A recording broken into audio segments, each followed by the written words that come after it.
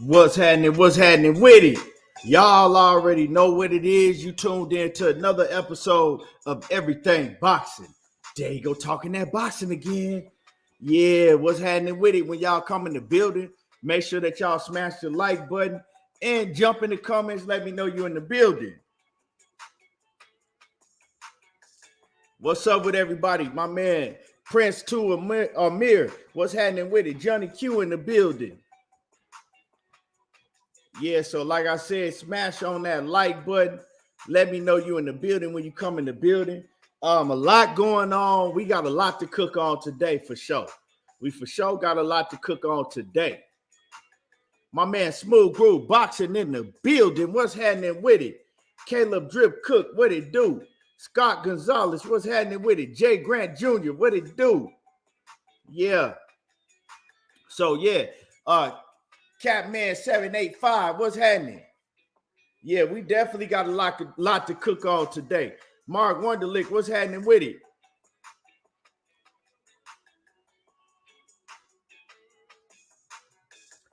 Yeah. So like I said, make sure that y'all hit that like button when you come in the building. Bless Two Fish, what's happening with it? Salute. Mr. Kaboom in the building. What it do?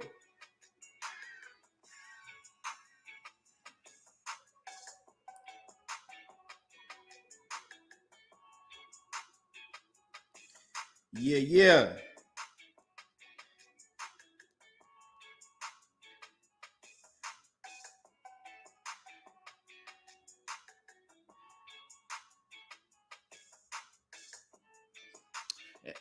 Yeah, we got a lot to cook on today. So like I said, come in the building, smash that like button, jump in the comments, and we definitely gonna cook.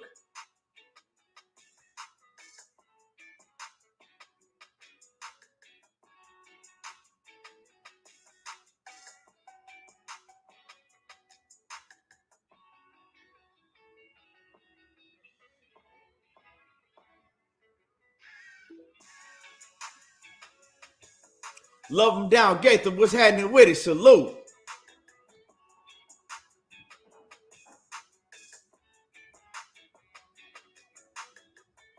Yeah. And like I said, make sure that you hit the like button when you come in, man. We had a lot going on this weekend. A lot was going on this weekend.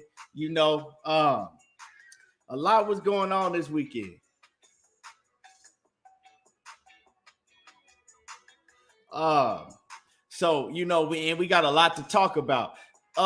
Cool pay-per-view card on Sunday. It was a cool pay-per-view card. I can't wait to this weekend. This coming up weekend, to me, all that other shit that's been talked about and that's going on, that's cool. But the fight card that I want to see is this weekend. Clarissa Shields, Savannah Marshall, Alicia Baumgardner, and Michaela Mayer. Those are the fights. That's the fight card I want to see. That shit finna be, that's a crazy card right there. That whole card is going to be lit with all the women, and that's the fight that I'm really looking forward to seeing. Real talk.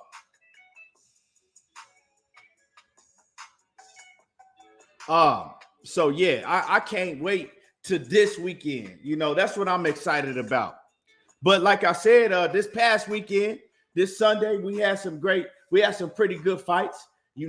We had cats get exposed.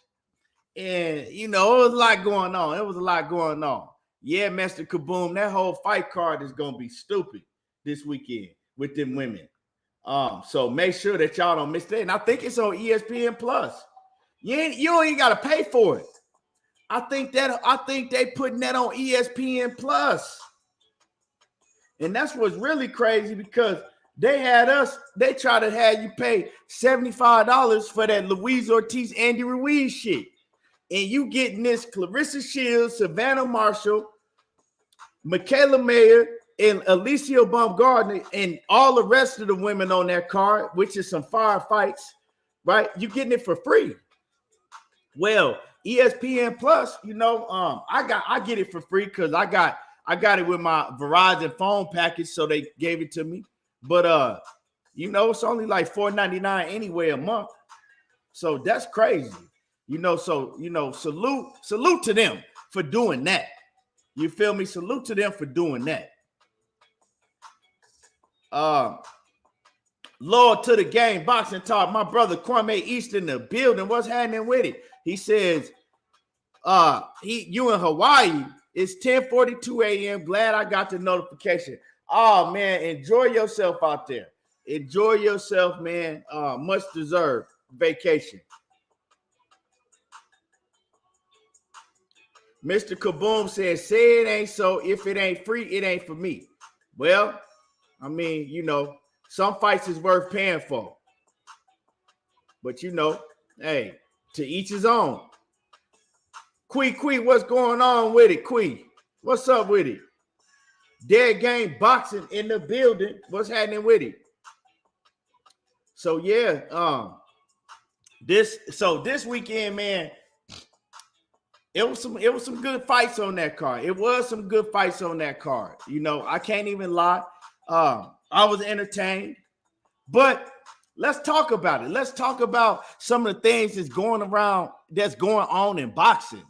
You know, let's cook on that fight card first. So Jose Valenzuela, he got exposed. His defense got exposed. His chin got exposed.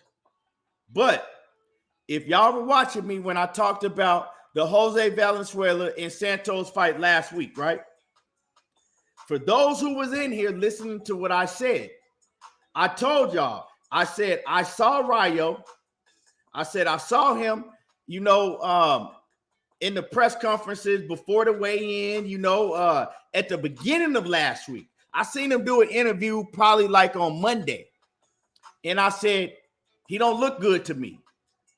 I said, he don't look good to me. I said, he don't look like he made the weight properly. I said, he looks drained. And I said, also, I know that he does a lot of extracurriculum activity outside of the ring.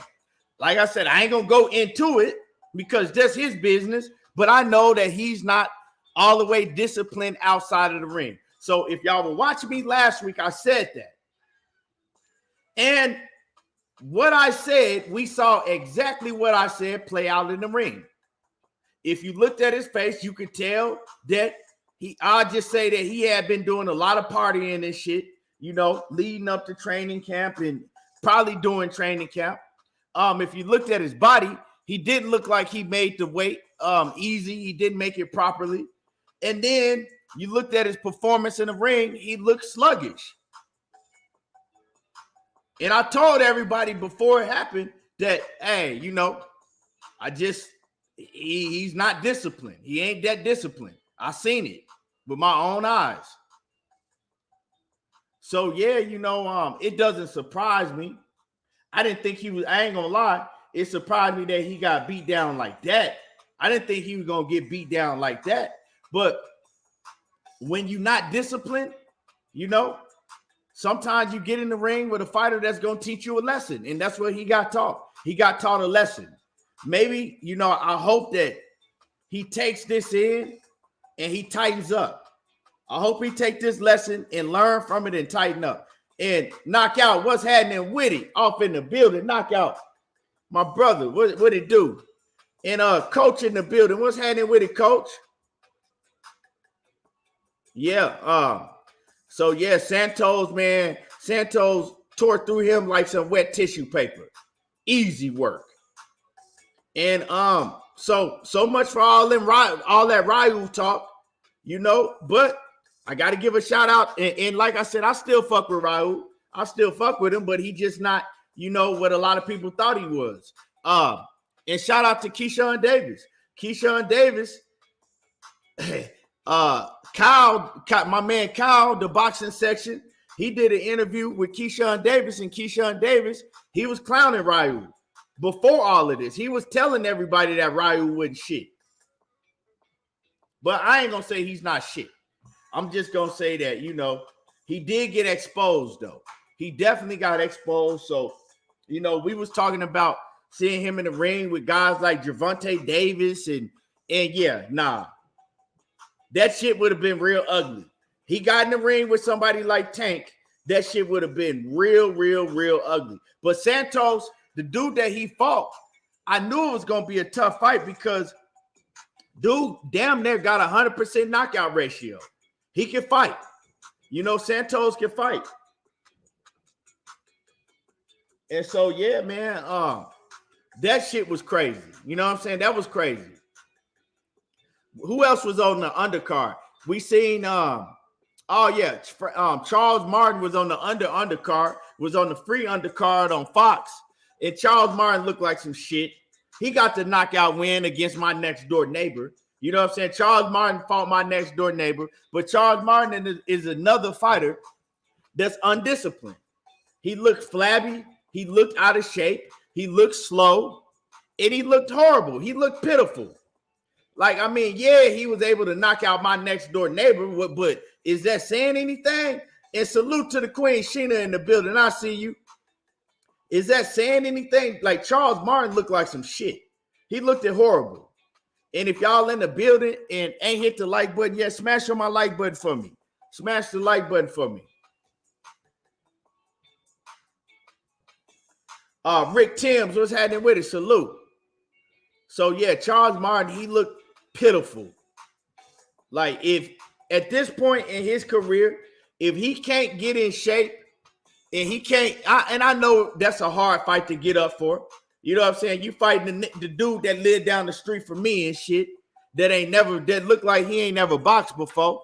I know it's hard to get up for, but at this stage, Charles Martin got to be prepared and he got to be in tip-top shape every time he get in the ring if he's talking about, you know, wanting to contend for a championship again. And he's not doing that. That's been his problem. That was his problem when he stepped in the ring with Anthony Joshua. He was out of shape and flabby, and he looked the same way this weekend.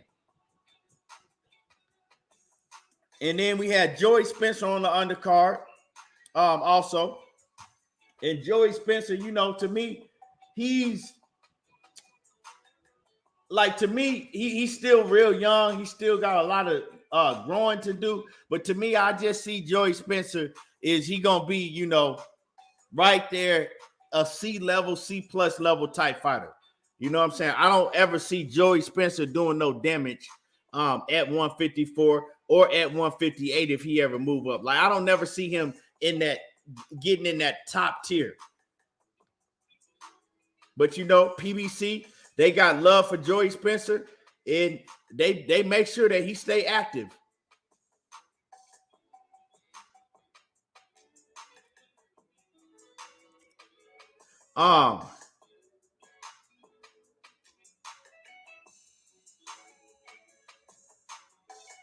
Let me see. EJJ King was happening with it. My man OTB was happening with it. OTB says Charles Martin looked bad against Ortiz. Yeah, man, Charles Martin, to me, he just needs to go ahead and just basically give it up because he's not going to get in shape. He's not going to get in shape. Like, I know that Charles Martin, he's a decent fighter if he locked down and get focused and get in real good shape, but he's just not going to do it. So, yeah. But, yeah, like I said, it was a pretty good fight card. And then we on the main card, let's talk about Isaac Pitbull Cruz.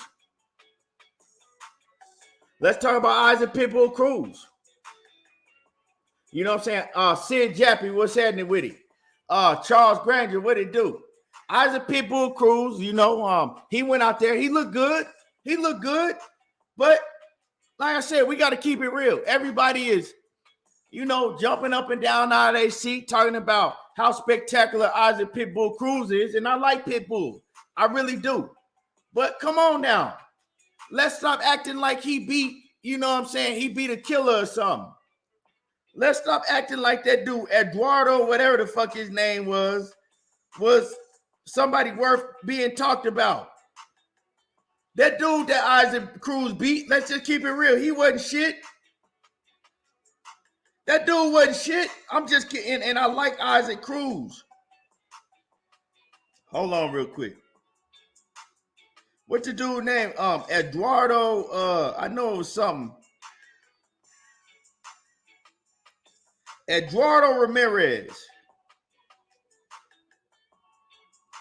Yeah, you know what I'm saying? He was yeah, dude was one of them fighters that basically fought most of all his fights in Mexico. He already had lost to Lee Selby already. He had lost to Claudio Moreira already. Yeah, so man, you know what I'm saying? He hadn't really the names that he had fought, he lost to him. You know what I'm saying? And then he had a bunch of nobodies on his record. So, like I'm saying, so Gerardo Medina, you missed it. I already talked about Raul. I got on Raul and then hopped off of him. Sweet Tea, what's going on with it, Queen? But yeah, let's stop crowning these fighters before they really do anything. Like I said, Pitbull is a good fighter. He a solid fighter. But come on. He didn't just beat no killer. That dude that he beat wasn't shit. That dude had already lost the fight before he got in there. You know what I'm saying? So yeah, but salute to Pitbull. Now, I'm telling y'all, right? We might see a rematch with Pitbull and Tank Davis. We might see that rematch. Don't be surprised if we see that rematch. We seen Pitbull calling out Gervonta Davis. We seen Tank Davis saying, no, I'm not fighting you next. But the thing is, Tank don't really got no motherfucking choice. Because if this fight with Ryan Garcia don't happen, which I don't think it will, Tank is going to end up having to have an opponent that he can sell with. Right? What's that kid that looked like Ali? That ain't gonna, man, he ain't good enough to be on pay-per-view. He don't have a big enough name to be on pay-per-view. And then who else is he gonna fight? Who else he gonna fight? So he ain't gonna fight Rolly again. So the best bet is Isaac Pitbull Cruz. Do I want to see it again? Nah, but you know, maybe it could be an even better fight than it was last time, though. If you want to keep it 100. Because Isaac Cruz wasn't training for Tank Davis and Tank wasn't training for Isaac Cruz. Isaac Cruz took that fight on very short notice, but he was already training, but he wasn't training for Tank. But he took the fight on short notice. So could it be a better fight if they do rematch? Because it might happen. My baby Gina in the building. What's going on, baby? She says Cruz is good, but I wouldn't want to see him and Tank fight again. Yeah, I don't want to see them fight again neither. I really don't. But like I said, Gina, it might be a better fight because Isaac Cruz didn't train for Tank Davis. You know what I'm saying? He wasn't training for Tank.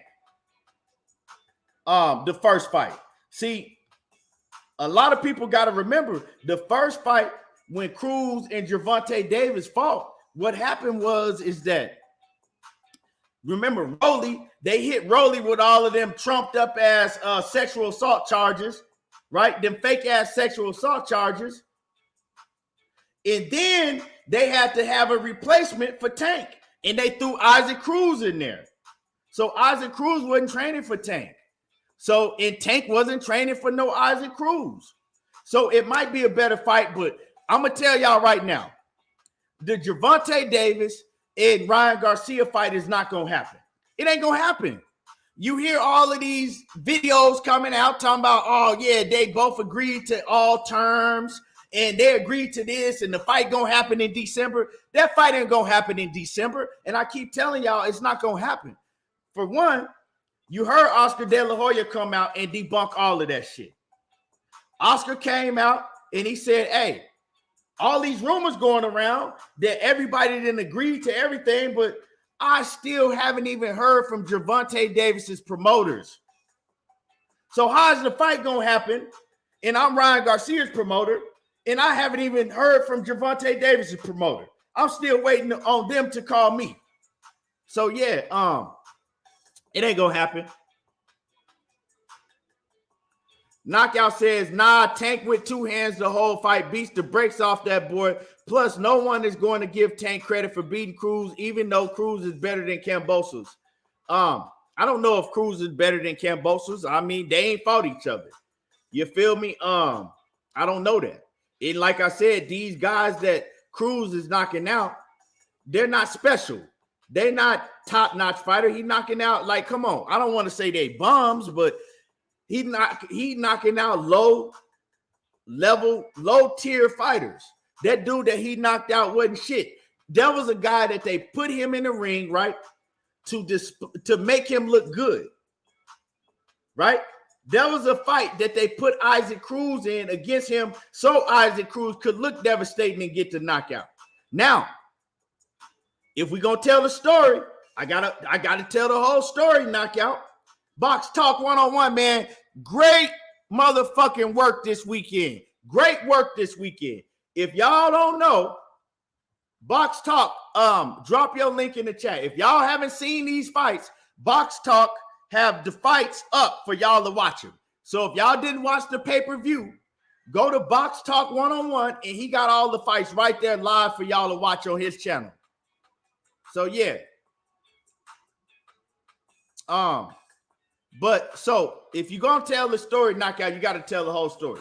Now, Isaac Pitbull Cruz said that Tank was making up some motherfucking excuses.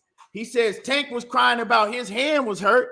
Isaac Cruz said his hand was fucked up too. He said his hand had been hurt before he even went into the fight, but he didn't say nothing about it, and he didn't complain about it.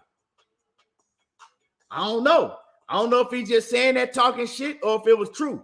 But one thing I wasn't feeling, and I've been saying this a long time, is that it was several reports out, oh, Tank Davis broke his hand. He broke his hand. He broke his hand. And Tank came out right after the fight and said, my hand ain't broke. It's bruised, it's hurting, but it ain't broke. And then if you go look at the press conference, Tank Davis was doing that with his hand. He's like, yeah, my hand ain't broke. I don't think it's broke. It's just, it's swole right here. But everybody wants to trump up that injury and say that Tank Davis broke his hand in 5 places. Tank Davis said he broke his hand when the man told you that his hand wasn't broke. But, we know how people do. So, I don't know. I'm just saying that what other fighter can he fight? Sid Jappy, what's happening with it? He says Cruz and Rolly is a good fight. I like that fight. I like that fight. They both get wild in the motherfucker. You know who Isaac Cruz remind me of? Y'all, you know who Isaac Cruz reminds me of when he gets his opponent hurt? He remind me of Wilder. Isaac Cruz go into full Deontay Bonds Brahma Wilder. He go into full Deontay Wilder mode when he get his opponent hurt. That motherfucker get to swinging crazy. And he gonna finish you. Isaac Cruz, if he smell that you hurt, he is going to get you out of there. Or he gonna get it. But see, the thing is, if he gets somebody like Tank hurt and start swinging with all that wild crazy shit, he gonna get his ass knocked out. Because I seen it up close and personal live when he fought Gamboa. When he caught Gamboa and had Gamboa hurt, man, y'all got to see that shit live.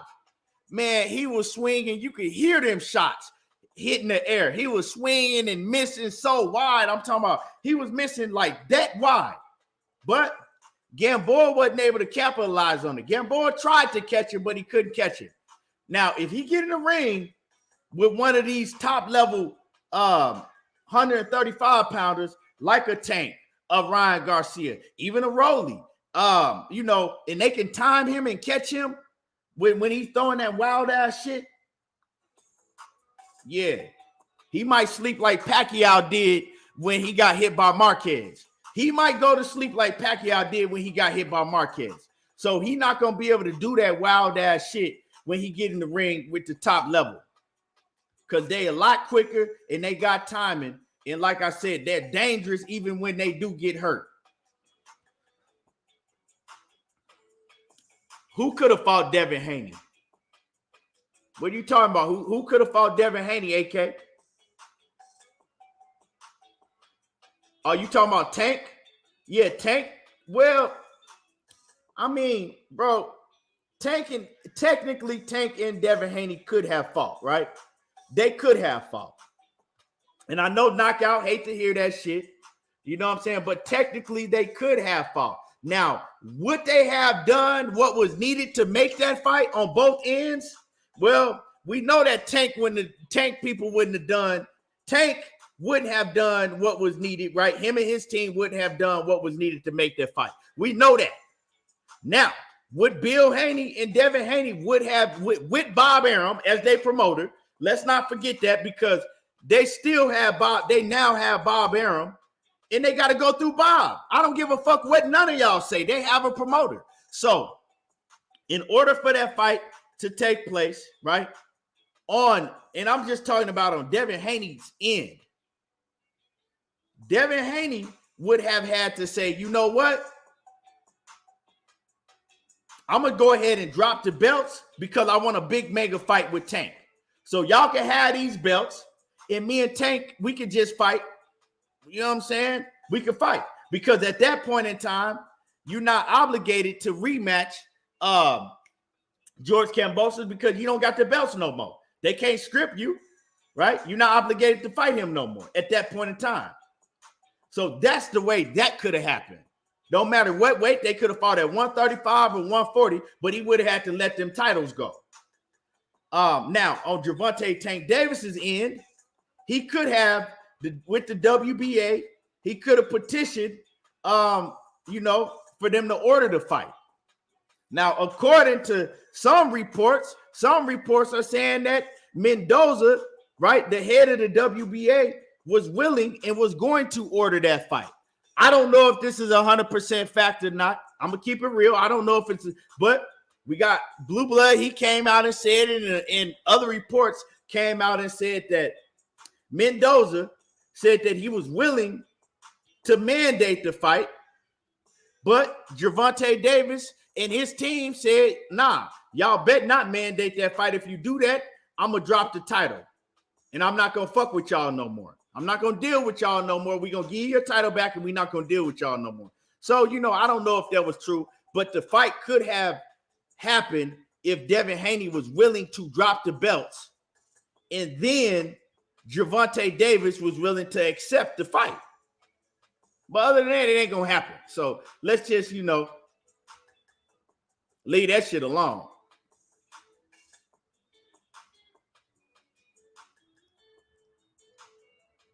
So, you know what I'm saying? I don't know if they would have been, I don't know if they would have either side. Like, I know that Tank Davis and them, they didn't want it because you heard Leonard Ellaby say no. You heard Floyd Mayweather say no. Y'all need to, don't worry about Tank. Y'all need to basically leave Tank alone and worry about what the fuck y'all got going on. Tank got other shit that he's got going on. So his team said no, right?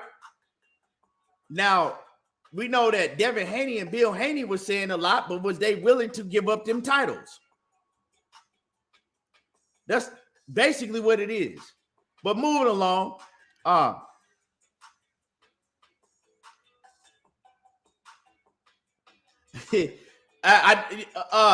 Knockout say, and Knockout, I'll shoot you a link if you want to hop on the panel. I feel you though, Knockout. I agree exactly what you're saying, and I'll read Knockout's comments for those who didn't see it. I'm gonna shoot a couple of links out if y'all want to hop on the panel. But I feel you. I do feel you on that, Knockout. I see it, bro. I talk about this shit from all sides, right? I talk about it from all sides. I sent you the link, Knockout. So Knockout says that It's funny to me how all the news always seems to be distributed in a way that looks like everyone is ducking Devin Haney. Now, we all see that shit, bro. Niggas have bias, you know what I'm saying? They down with Devin and Bill, and that's what, you know, certain people gonna do. That's what boxing fans do, period. They gonna, you know what I'm saying, go with who they like, and they gonna go full throttle with who they like. But I see that shit too, you know. But it doesn't help when Tank Davis, right? When Tank is acting hella timid and his team is on some sucker shit, right? It don't help when they all come together on some sucker shit, because all you got to do is be willing to stand up, hold your nuts, and call Bill and Devin Haney bluff.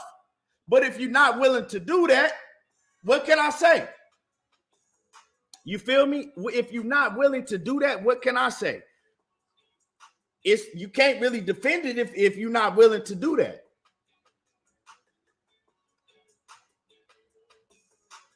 So, you know, but as far as I see a lot of people asking for Isaac Pitbull Cruz and Rolly.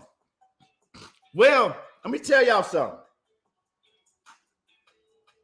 Rolly don't want it with Isaac Cruz. He don't want to fight Isaac Cruz. I watched a few interviews with Rolly, and he was trying to drive you around the block. I said, oh man, who's Isaac Cruz? We'll fight him for what? And he don't want to fight Isaac Cruz. And then on another interview, he just responded by saying, oh man, I want to fight everybody. He don't want to fight Isaac Cruz. Rolly don't want to fight Isaac.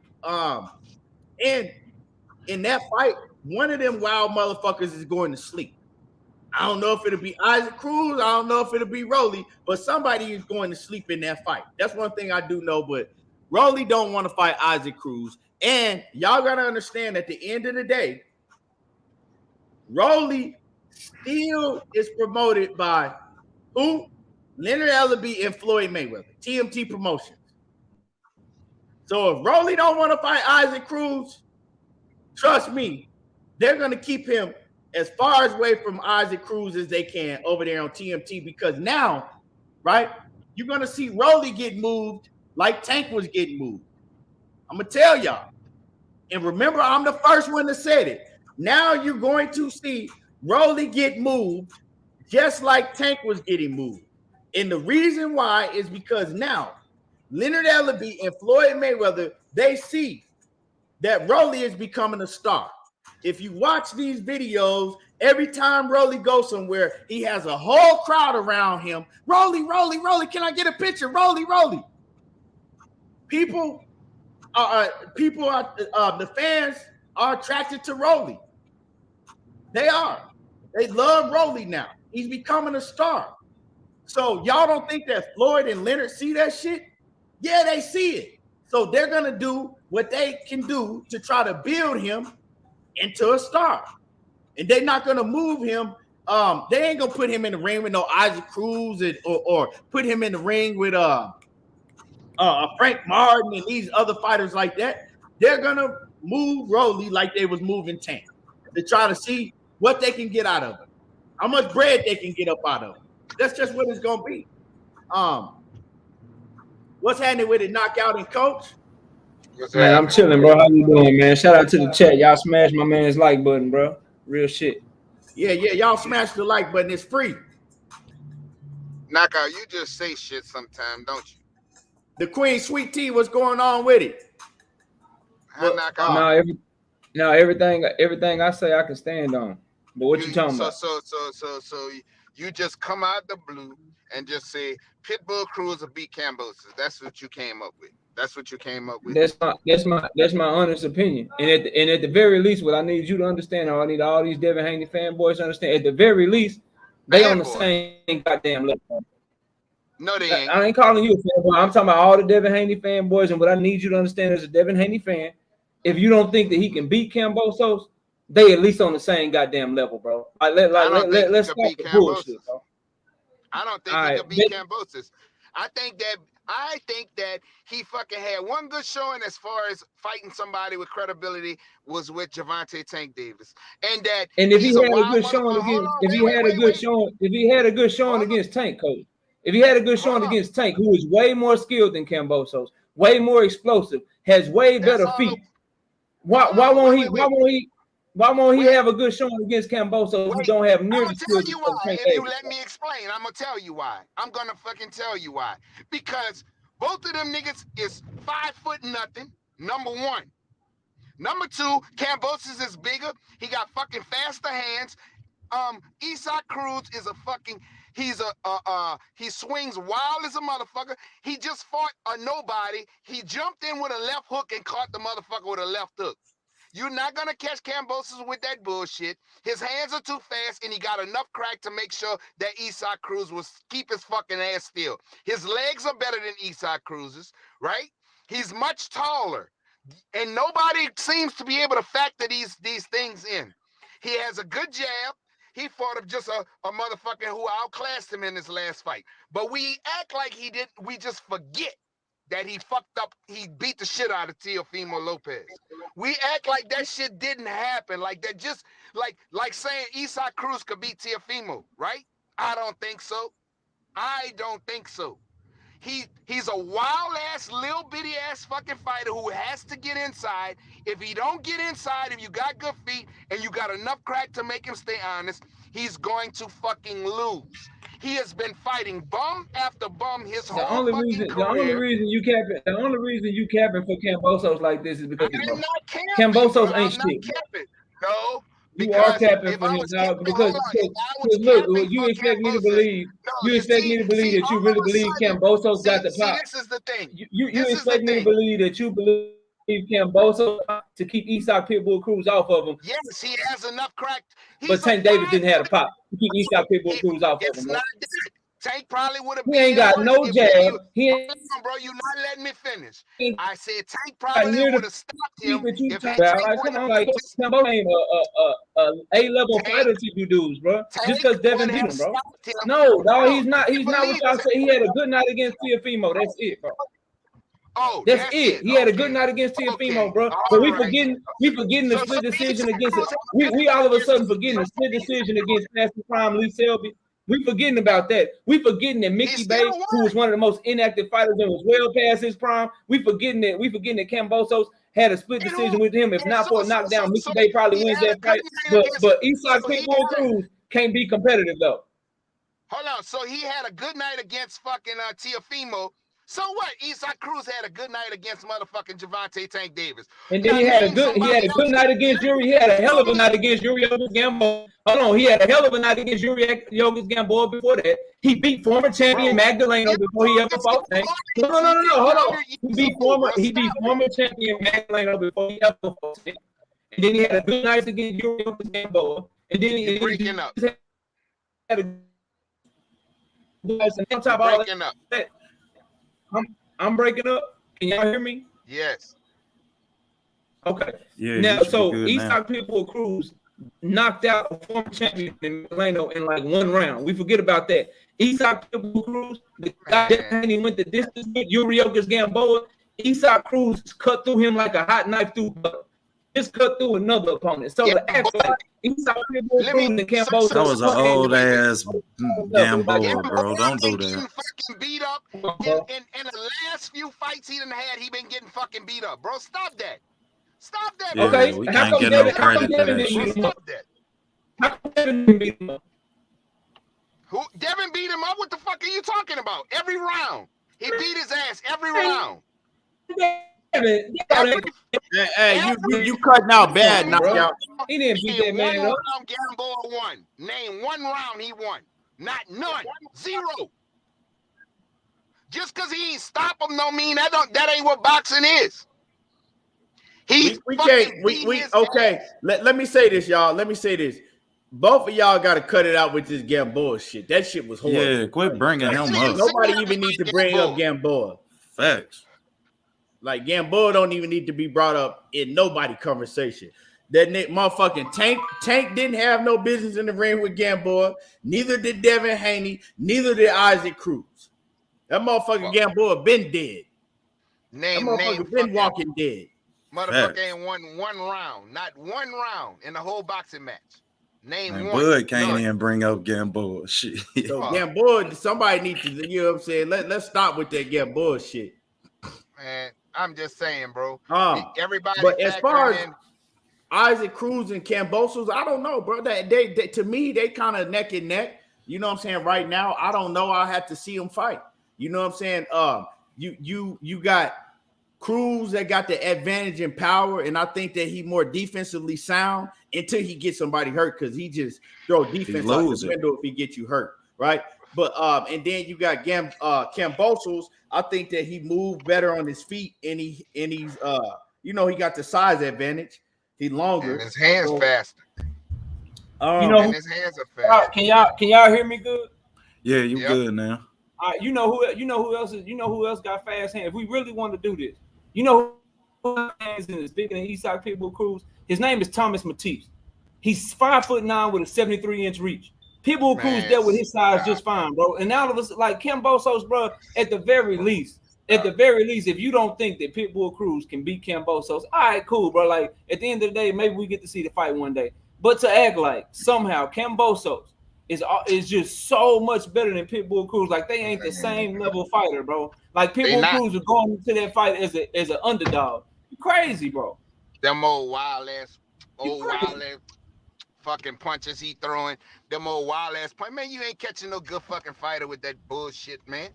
Yeah, I'm with Coach. I was not impressed at all. Didn't Teofimo catch Kambosos with his wild ass punches? He did. That he was throwing. What wild punches? He put you Kambosos see that fucking kid? He just got outclassed by a better fighter in the last fight. The dude been fucking fighting solid for all this time. And you talked about Devin winning rounds against Gamboa. Like Eastside Pitbull Cruz didn't win every single round against Gamboa too, and knock his ass smooth the fuck out. Bro, you still talking about a fucking dude who lost. I'm saying just in their style, man. I hear debate between Coach and motherfucking Knockout. Y'all might as well, you know what I'm saying? Yeah, y'all might as well pencil that shit in. Y'all might as well make it happen. He don't want up here on the panel is everybody's best shot. You give me time to prepare. It's a body bag. Hey man, what's up? Oh man. Okay, you talking that bullshit for right now. I really knocked him on a bubble header. Now he feel like he want out the smoke. Hey, I want to see it, cause you know we know Knockout. He feeling himself after that last one. He came through. And he shut it down after that last one. So Knockout, I want to see it. You and Coach. He had a watch on the whole night. Let's debate your man is a fucking duck. Let's debate that. You know your man. You know who your man is. Tank, you want to do a Tank? Okay. Okay. Just know. Regardless if he fight, that nigga could fight Joe the Cab. How about this? And you know what you gonna say? How about this? Well, let's see what he do next fight. We can debate that. We can debate that. That's cool. We can debate that. But let's also debate how your man's is a goddamn clout chasing lying ass dude. Can we do that too? He ain't clout chasing nothing. He the motherfucker. Okay. We definitely can make who's the bigger clout chaser request. Can we do that? I think the judges. I think the judges can make that happen. Under the sun, but nobody seem to want to fucking And Devin Haney can fight. And Devin Haney can fight. And Devin Haney can fight a fighter that's on the same level as the fighters Tank's fighting. And y'all act like that motherfucker is a grade A, one of the best fighters in the motherfucking world. He is. See, this is where we have a debate. All right. Undisputed champion of the fucking world at 23 years old. Your man is almost 28, ain't fucking won a belt at 135, a legitimate real belt. Not yet. 23 years old, undisputed champion of the fucking world. So the Super WBA belt at 130 pounds, that's not a legitimate belt? Please, I'm just asking. Said at 135. I'm just asking. So the Super WBA belt at 130 pounds, that's not a legitimate belt? I said 135. So do we care about accolades, or do we care about who you fight? What do we care about? Do we care about accolades or who you fight? Because last I checked, if you put Kambosos, hold on. If you put Kambosos if you put Uriocas Gamboa, if you put Linares when Devin Haney fought him, if you put Pedraza, if you put Isak Pitbull Cruz, if you put Barrios, if you put all of them in the same goddamn pool, they all pretty much on the same goddamn level, bro. Well, knockout. Hey, coach, hold on. That knockout flea flicker. Hold on, y'all. We gonna say that because if y'all gonna debate, let's make it happen because I gotta move on. I gotta move on from this. But if y'all gonna debate, you know what I'm saying? Shit. I got you, Keith. I got you, Keith. Let me just ask this question. I see a lot of brothers in the chat that was real silent. That was real silent and shit when I was doing my debate. So I just want to ask the question again because I see Dub right side, bro. I see Jay Grant Jr. right now. I see my brother Dank Father. You busted them shots so I see y'all in here. Let me ask y'all something. If Devin Haney move up without fighting Loma, ain't that worse than tweeting and deleting some shit? If once Devin Haney lied and said he sent the contract to Loma and he didn't send it, weren't all y'all saying that Teofimo Lopez was a duck and a liar and shit because he said that he sent Devin Haney a contract when he didn't really send that shit? So let me ask y'all something. Are y'all cool with Devin Haney lying, saying he sent the offer to Vasily Lomachenko and he never sent that shit? Are we cool with that? We just overlooking that shit. That shit don't matter no more, right? Well, but Devin is the one that won out of and then my last point, Key, because I noticed this too. I don't hear Coach talking about it. I don't hear Dank Father talking about it. I don't hear anybody that's pro Devin Haney talking about this shit. How come when Steven Espinoza live in Twitter, when Devin put his motherfucking self in Steven Espinoza business, how come Steven Espinoza, when he said, hey man, whoever make your fights, have them contact me, and he told Devin Haney to do that shit twice? How come y'all's boy, how come that boy Devin Haney didn't say, all right, I'm about to have my people call you right now? How come he didn't do that shit if he wants to smoke so bad? Like y'all telling me he won't. I'm gonna say that last shit that you that's really relevant. But I'm gonna answer the first question for you. I was actually the first one that got on Devin Haney when he started sounding like he was gonna make an excuse and maybe try to get out of that fight, you know, with Lomachenko. When he started talking about, I was the first one that got on his helmet. So let's not forget that. Let's not forget that. Nobody said nothing about it until I got on his helmet for that shit because I said you can't. Hold on, Coach, because I told everybody. I said I want everybody to know that I heard that shit that Devin Haney said, and you cannot do all that shit that you've been talking about Lomachenko, talking about he been ducking you for all these years and act like you want to fight. And then when the time comes, you do everything that's needed. You sign with Top Rank. When the time comes, now, I got to ask my dad and see, you know, well, I got to get with my pops. Hey, Dad, you think I should fight Lomachenko? Can I make the weight, Dad? That was the problem. Dad, nothing. Yeah, right. You don't need to ask your dad, can you make weight? Your dad, hold on. Your dad said that you had a nutritionist, right? He said you weren't going to have problems making weight. He said, hey, we ain't moving at 140 no time soon. Cool. Because we got a nutritionist now. We didn't even have a problem making weight against Cambosos. We made weight easy. So it ain't now when the fight is here. Well, I got to ask my dad. No, we're not doing that. So you definitely got to make that smoke. And the answer Knockout's question is, right, if he did say, nah, I'm moving up to 140 and I'm not fighting Vasil Lomachenko, is that worse than Tank Davis deleting tweets? Well, yeah, it is worse. It is worse. But let's also talk about the fact that Tank Davis has a history of deleting tweets and telling lies at the same time. So, they both be lying. They both be lying. But Devin, like how I go in on Tank when he lie and do that shit, I don't never hear Devin Haney fans doing that shit.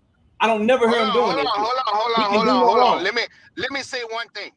Let me say one thing. First of all, we already know that he's going to fight Cambosos next, right? If Devin Haney decides not to fight Lomachenko, I will be all over his fucking ass like a bad rash, and I'm gonna stop fucking with him. That's the difference between me and you. Now, why aren't you? You say that's the difference between us. Why aren't you going in on Devin right now to not calling Steven Espinoza's bluff? Let me finish. The business side, he put himself in position. Your man said, if you win, you're an email champion. If you win, I want to fight you next. So your man's lying. You just fell into the trap. Go ahead. So let's not Hey, knock, man. You just fell into a trap. So cool, coach. Cool. No. Cool, coach. You're right. When Tank did that, no. When Tank did that, we gotta wrap this shit up because I gotta move on. Let me say the I told thing, y'all to say that shit for if y'all gonna debate each other and say that shit for a debate. But I gotta move on. But let me say, we've been on this subject we've been on the subject for too long. Knockout. I gotta move on. I got you. Can I just? It's literally bro. like 5 words. Last time. Not, man. Let it go. Let it go. Let it go. We go. Let it go, bro. Please. Let it go, bro. I gotta move on. I remember in minutes when Kane kept stomping, dude, man. Yeah. We gonna stay on this shit too long. But like I said. This a great build up because if y'all gonna do the debate shit, I'll split this shit up and make it. You know what I'm saying? I'll split this shit up and give it to you. This is a great build up to the debate. If y'all really want to debate, I know. Yeah, that's a hell of a saying he won't smoke with anybody, and we already know you saying the same shit. So we might as well make it happen. Oh, I just when you and Money Brown debate? Me and Money ain't debating. Me and BFTB debating. All right, when that's happening? Tomorrow. Okay, I'll be listening then. I'll be at work, but I'll be listening then. Yeah, it'll be, Yep. But so let's move on, man. Let's move on. I was gonna move on to Tank and Ryan, but I'm gonna skip that shit because y'all niggas gonna make that shit into a whole debate. So I'm gonna go ahead and skip that shit. I think the Ryan fight happened. About Gervonta Davis and Ryan Garcia, that fight ain't happening. Knockout, dog. That's my dude, man. Shit.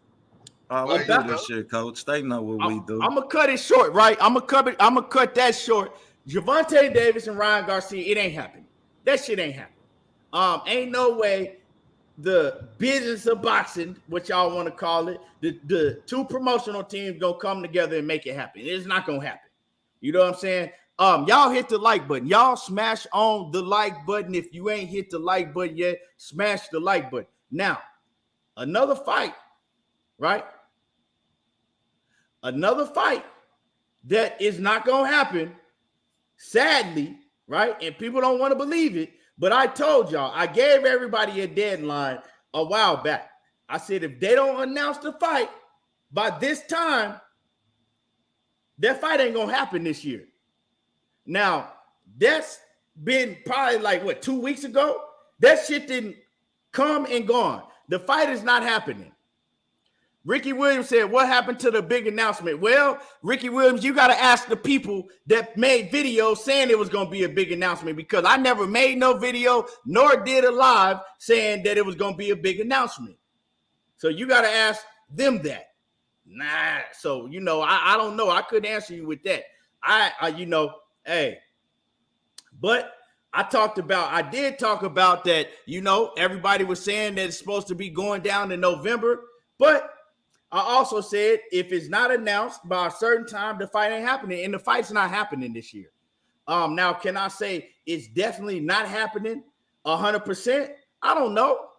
You know what I'm saying? It's a 50-50 now. I know it ain't going to happen this year because, and what reason I say it's a 50-50, right? And salute to my man Zenith 360. He says Tank called Dev out before Cam triggered the rematch. And then my man Ricky, like I said, I just read it. He said, what happened to the big announcement? Now, don't tell him nothing, Zenith. I'm a body bag him. Don't tell him nothing. I'm setting it up right now. Don't tell him nothing. So check this out, right? Check this out. And I don't know, we're going to talk about that debate after this, right? We're going to talk about the ins and outs because we can't have you and Coach debating and then you answering the question, writing the questions and all that shit. Yeah. Hey, we can't have that knockout. Can't have what? A well-prepared opponent that pays attention to everything you say. And then answering the questions, and then writing the questions that going to be, that have to be debated on. So we going to have both of y'all come to, agreement with the questions. Or maybe I'm about to text them right now. Maybe both of y'all can write questions.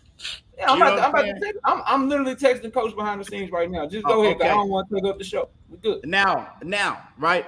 Now, the reason I say it's a 50-50, if the fight does happen at all, ever or not, that's up to Errol Spence.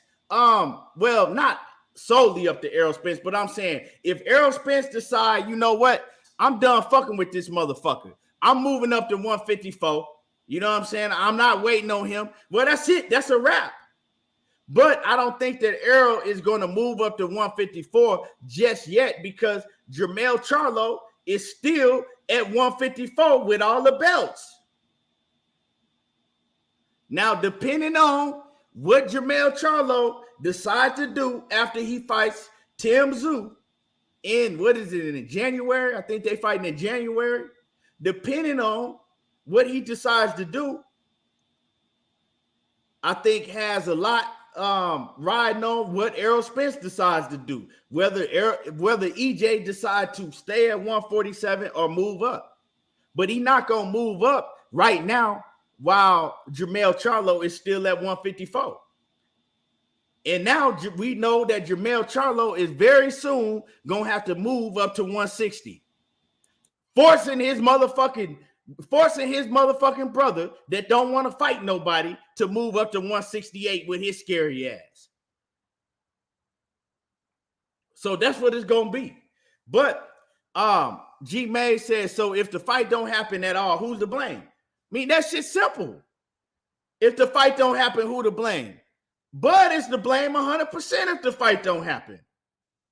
And it's easy. If you asking me why, it's easy. All I had to do is pull up the footage where he says that if I was Errol Spence, I would take less money if I had to. Shit, I'll fight him for any amount of money. It ain't about the money. I just want to prove that I'm better because I know I'm better than him. All of that, what he said, all of that, well, yeah. That's it. That's it. Yeah, it's on him. It's on him. Because if you stood by your words, we wouldn't even be talking about, you know what I'm saying, this fight not being signed. We will all be talking about getting ready to watch the fight on pay-per-view or going to the fight. That's it. You feel me? But you know, I'm not gonna cook too long on it. It's not gonna happen. You know, it's not going to happen this year. We already in September, and they talking about November. Nah, hell no. In order for a fight like this to be successful, because you can't go 4 years and say this is the biggest fight in boxing. You can't go 4 years and say this is the biggest fight in boxing and then have a mediocre pay-per-view, right? Mediocre ticket sales. Or now I'm not even going to say ticket sales. Mediocre pay-per-view sales. Presentation, period. Right. You have to have the right presentation. You have to have, you got to go on. At least you got to promote it in New York, Dallas, and Cali. At least. You at least got to go on a 3-state tour to promote it, right? Also, on top of that, remember, they got to have these venues. These venues are becoming booked up because you got football, NFL, you got college football, you got, if you're going to have it at T-Mobile or MGM, you got all type of other shit going on in the T-Mobile and MGM, right? Also, you're going to have, you know, TV show like them facing off. It's a lot of shit that they got to do, and it's not enough time to do all of that. So you're talking about pushing it back to December. Can they push it back to December? Fuck no. You try to do that, that's going to hurt the fight a lot because now you want people to go to this expensive ass fight, spend all this motherfucking money, and you got Christmas and New Year's back to back. It ain't going down. It's not happening. So it sounds good with everybody coming out with all of these, breaking news. November 19th, breaking news. It's happening. It's already signed. It ain't already signed. And then you got people saying like, oh, well, they're just waiting for the right time to announce it. No. What, they going to wait till the last minute and think everybody going to break their neck, make their hotel reservations, their plane tickets? No, it's not happening. It ain't going down. You know what I'm saying? It's not going down. That's why they're more focusing now on, like my man said, Jake Paul and to see what they can do with Tank, to see if they can get Tank in a big fight. Deontay Wilder and all of that, man. That shit ain't going down. Not going down. Now, I don't know if they're going to have a backup plan, but it's crazy because EJ might not even fight in 2022 again. And that ain't a good look for him or Bud. But knockout. I think you was the first one in, then we go to coach, and then we go to OTB. Yeah, I ain't got much, man. Everything you said was all facts. And whether you blame Bud because you think it's his fault or you blame him because you think it's the PBC's fault, like I've been saying, bro, I always believe that if this fight, the holdup has to be on his side just because he's never done business with them before. So whether he's not comfortable with the smaller guarantee purse and making money on the back end, or whether they're lowballing him or he's asking for too much money, I don't know. But as a fight fan, the information that I do have definitely got to be coming from Bud's side just because he's doing business with people that he never done business with before. And EJ been doing business with the PBC his entire career. So if you're looking for where the holdup is, it got to be coming from that side because EJ's side is the one that's sending the offer. They're the promotional company. They're the one with the network. So if they're sending an offer to Bud Crawford, that means that Errol Spence has already signed his part of the deal, bro. He's already good. He's good to go. That's why they sending the offer off. Before you can send an offer, your side got to be cool with, their side first. So that's why I believe it's on Bud's part. I ain't saying he asked for too much money. I ain't saying they lowballing him. I don't know, but Bud Crawford is definitely the holdup. But I do still have a glimmer of hope, and I'll pass it on to Coach. My glimmer of hope is this: when we got the Errol Spence versus Manny Pacquiao fight announcement, that fight was announced on July the 11th, and that fight was announced on July the 11th for August the 21st. So they only announced the fight for a month and 10 days before the actual fight was going to happen. Then we all know what happened to Errol Spence, in the eye injury. But that fight was announced only about a month before it was actually supposed to take place. So hopefully, because we've seen Terence Crawford and Errol Spence training, that means they know something that we don't know. So while the fight announcement may come a month and a half, 2 months out, maybe they already know and they already training and they in training camp and we just don't know it. So that does give me a little glimmer of hope that we have seen the PBC take a big ass fight like Spence and Pacquiao and only announce it a month ahead of time before. We've seen them do that. So hopefully for our sake as fight fans that's what's that's what's going on with us. But we'll see, man. But I understand why everyone's losing hope. I'm just gonna keep holding out hope until we actually get the PBC calendar of announcements and fights that they got going on. Another thing could be maybe since they are trying to negotiate that Ryan Garcia and Gervonta Davis fight, maybe they're trying to announce all this shit at the same time like they usually do. So for all we know, that fight could be done and they just waiting on other dominoes to fall and shit like that. But hopefully, for the, I don't want my brothers to be wrong often, but I'm sure Keon would tell you too. I hope he's wrong about this and that we actually do get the fight this year. But if we don't get it, I won't be surprised, man. I just, I hope we do get it, and I'm gonna keep holding out hope until I see that calendar come out. When the PBC calendar come out, if they ain't on that hope, then I will give up hope.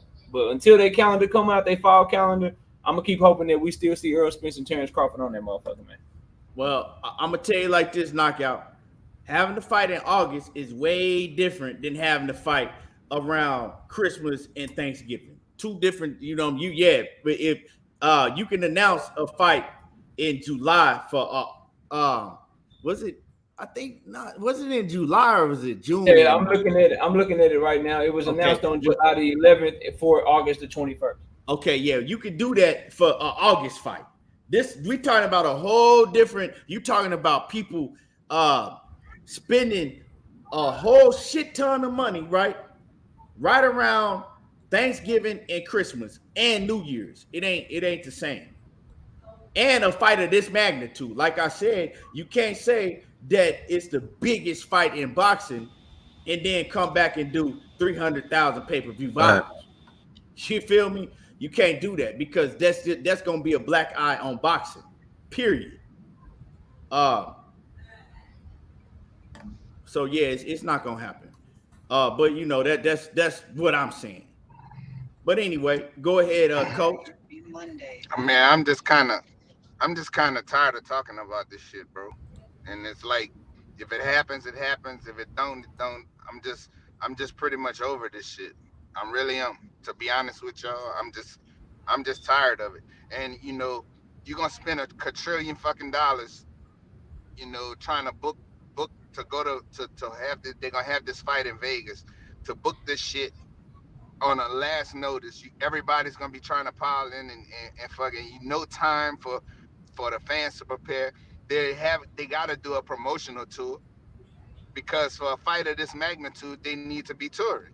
They need to be going to cities and each city, and doing a big promotion for this fight, especially if they're gonna try to recoup or make money off this fight. People are getting tired of waiting, and a lot of people are just like I am. They done had enough. Either this shit is gonna happen or it's not. And I think that I'm to the point where I don't even like talking about the shit no more. I'm gonna be honest with you. I'm just tired of talking, bro. We've been talking about this shit for the last 2 years, bro, and this shit has been monotonous and aggravating.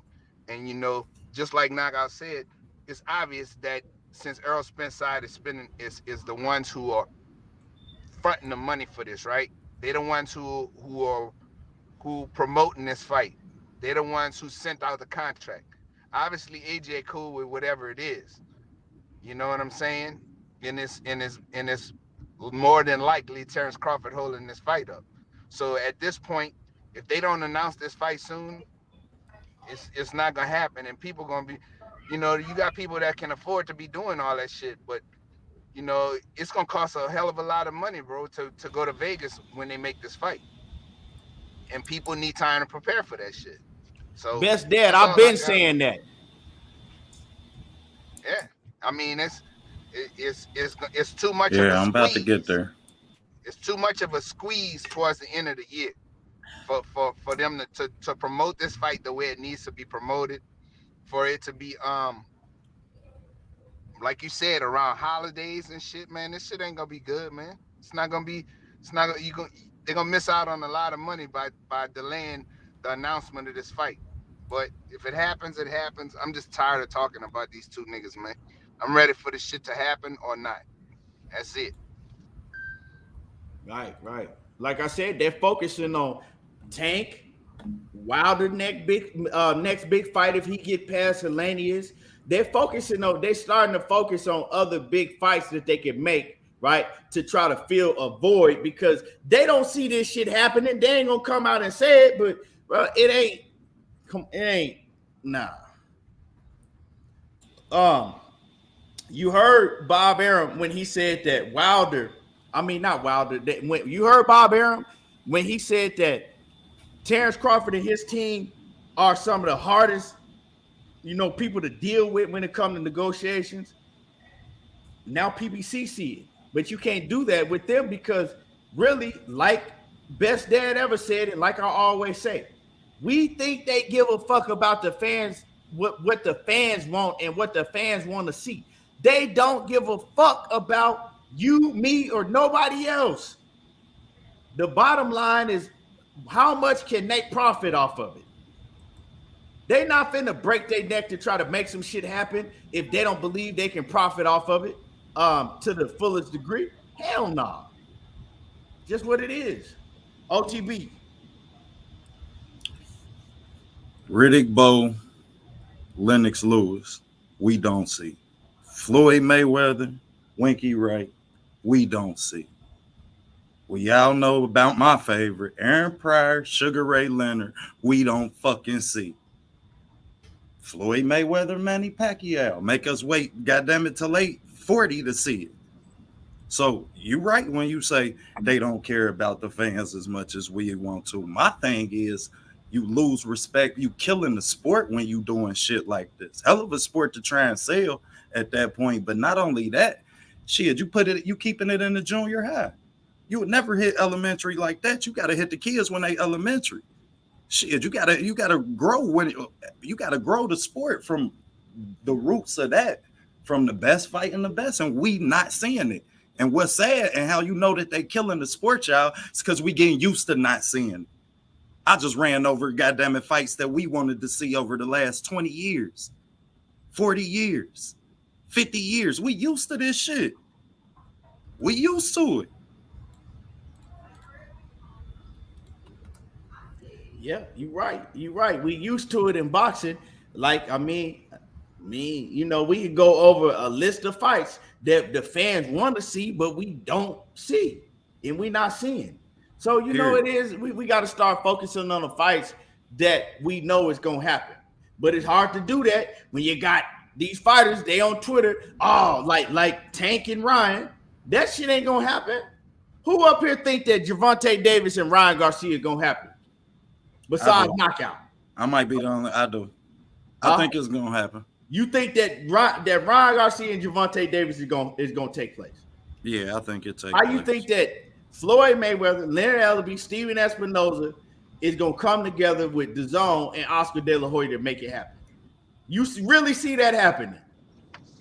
I thought Tank was independent now. I think that fight gotta happen. That's why they making it clear that when they say shit like he advised by Al Heyman and they trying to send the message that Floyd ain't gonna have nothing to do with this. And now, goddamn it, Oscar, he feel like goddamn it, he gotta let it be known that this shit happening on his terms. And I mean, I think that's the ego trip.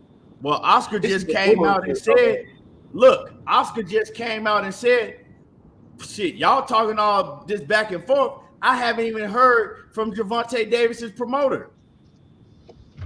Yeah, that's Oscar's way. Oscar gonna keep himself relevant. He gonna make sure that's my issue, bro. Like, you got Tank and Ryan basically saying that they agreed to everything on Twitter, tweeting each other like they agreed to everything.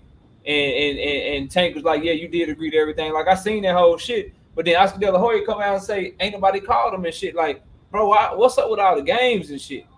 What's up with playing all these motherfucking games, bro? Like, but also we got to factor in too. Ryan was specific in telling us, I don't need Oscar to make this fight happen. Ryan the motherfucking lie. But he do though, bro. Oscar. That's his promoter. He can't do nothing without the okay of Oscar. Ryan can say whatever he want to, but he cannot do nothing without the okay of his promoter. Well, the reason I'm inclined to think that it still happened is one, we had Ryan ringside at Tank last fight. You understand? He ringside, he sitting with Errol Spence, he betting, he talking good shit. He wants to fight. No, this don't have nothing to do with that OTB. Now you had a continuous negotiation between the two. I only can hope. Ryan Garcia and Gervonta Davis can negotiate with each other on Twitter, on the phone, until they motherfucking face turn blue. That doesn't mean anything. It doesn't. It don't mean nothing. They still have to go through Floyd, Al Heyman, Steven Espinoza, motherfucking DAZN, and Oscar De La Hoya.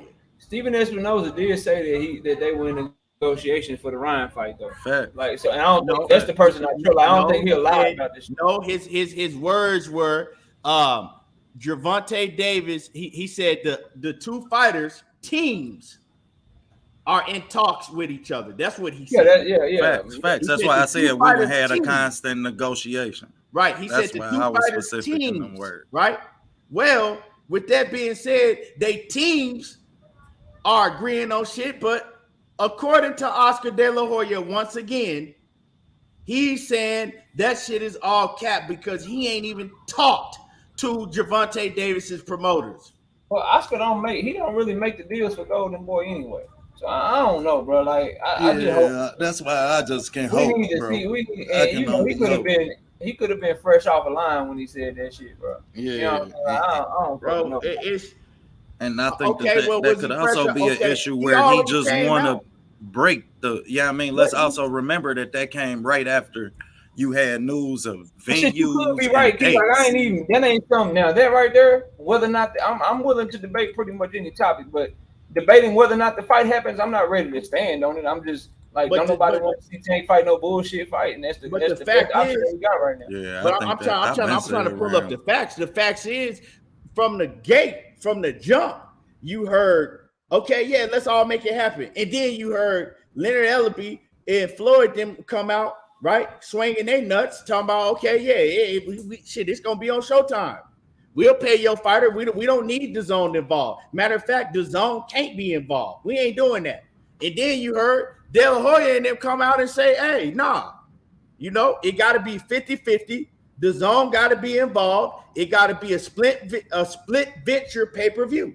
Now, how is that going to happen? Have we ever That's seen? not gonna happen. Just That shit ain't gonna happen. answer this question. Have we ever seen a Showtime pay-per-view and then on the other end split with DAZN? So you could go to Showtime and you can watch it, or you could go to DAZN and you can watch it, like they did with Bob Arum and Al Heyman did with the. We ain't never seen that. We ain't never seen that before, and nor should we. And that's where like fight fans is get your hate. You know what I'm saying? And really put, if you want to see the fight, right? And a lot of people really claim that they want to see a fight like this. Ryan ain't fought nobody. Tank ain't fought nobody. That's where as fight fans we gotta look at this shit and say, look, bro, one person ain't never been on pay-per-view in their life. One person ain't sold near what the other one's selling, bro. So at the end of the day, if we really want this fight, we got to push on Oscar De La Hoya and Ryan Garcia and them to get their shit together, bro. You can't be making be out to another fighter, bro. That's like a motherfucker. That's like a fucking Canelo. About if Canelo get through Triple G and he say, all right, bro, my next fight, I still want another tune-up. I'm gonna fight John Ryder. John Ryder comes to Canelo, hey, bro, 50-50. You know, I got you. If you don't meet that shit, no fight. And since you ain't comfortable at 175, we gotta have a fight at 175. Like, nah, I gotta bro. go. Me and the Queen go. All right, come take it easy.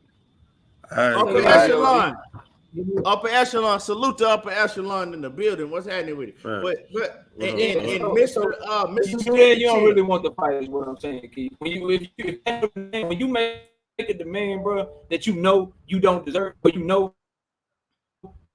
But the whole thing is that the whole thing knockout. See, people got to think with common sense. I've been saying that Oscar De La Hoya don't want to fight, but the thing is, right? Yeah.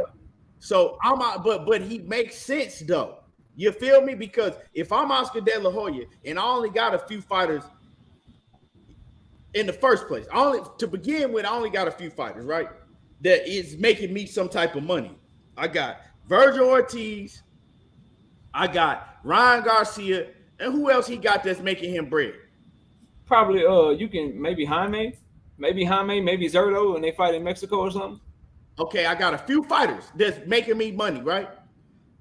My biggest fighter that's making me the biggest bag, that's still only like 24 years old, right? I still could get a gang of bread out of him. I'm gonna let him go over there and lose to a fighter that I don't think that he could beat, because you can't take back what you said on camera. Remember when he said, oh, Ryan Garcia, oh no, Tank is a killer. Oh no, not Tank. You can't take that back. So you don't think that Ryan Garcia could beat Tank. He don't think that. So I'm gonna let my fighter that I'm making the biggest bag off of go over to your platform, fight on your platform in a fight of this magnitude. Could be the biggest fight in boxing. I don't know. Could be the biggest fight in boxing, and I got to sit back and fucking sit out on the sideline and watch? Would you do that, knockout? Just keep it 100. Throw all the bias out the window. Would you do that? Yes, bro, and it's not bias. It's just good.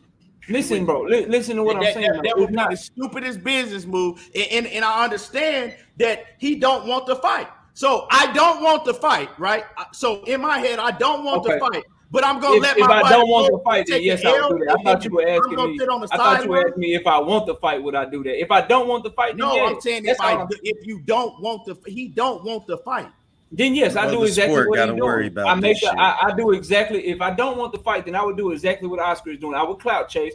I would act like I want to fight, and then I would make sure that I ask for some shit that I know the other party not going to do. That's all I'm saying. That's all they're doing. Yeah, I agree with that. Fight is not going to happen. So he don't want. So he don't want to fight, bro. He don't want to fight. But see, people's going to translate that to what? Now, what is people going to translate that to, knockout? You know. They're gonna translate it to Tank ducking, like my brother. No, they're gonna translate that to Ryan Garcia doesn't want to fight, and Ryan Garcia is talking again, and he ducked. That's well, what's going on. if he don't come out, what people tell me, if you don't come out and drop your nuts, if you just quiet, then you complicit. So if he knows that's what's happening, because he been said the whole time. Yeah, he been said he wanted to fight. Said, we know that he wanted to fight. Fuck what Oscar De La Hoya say, I want to fight.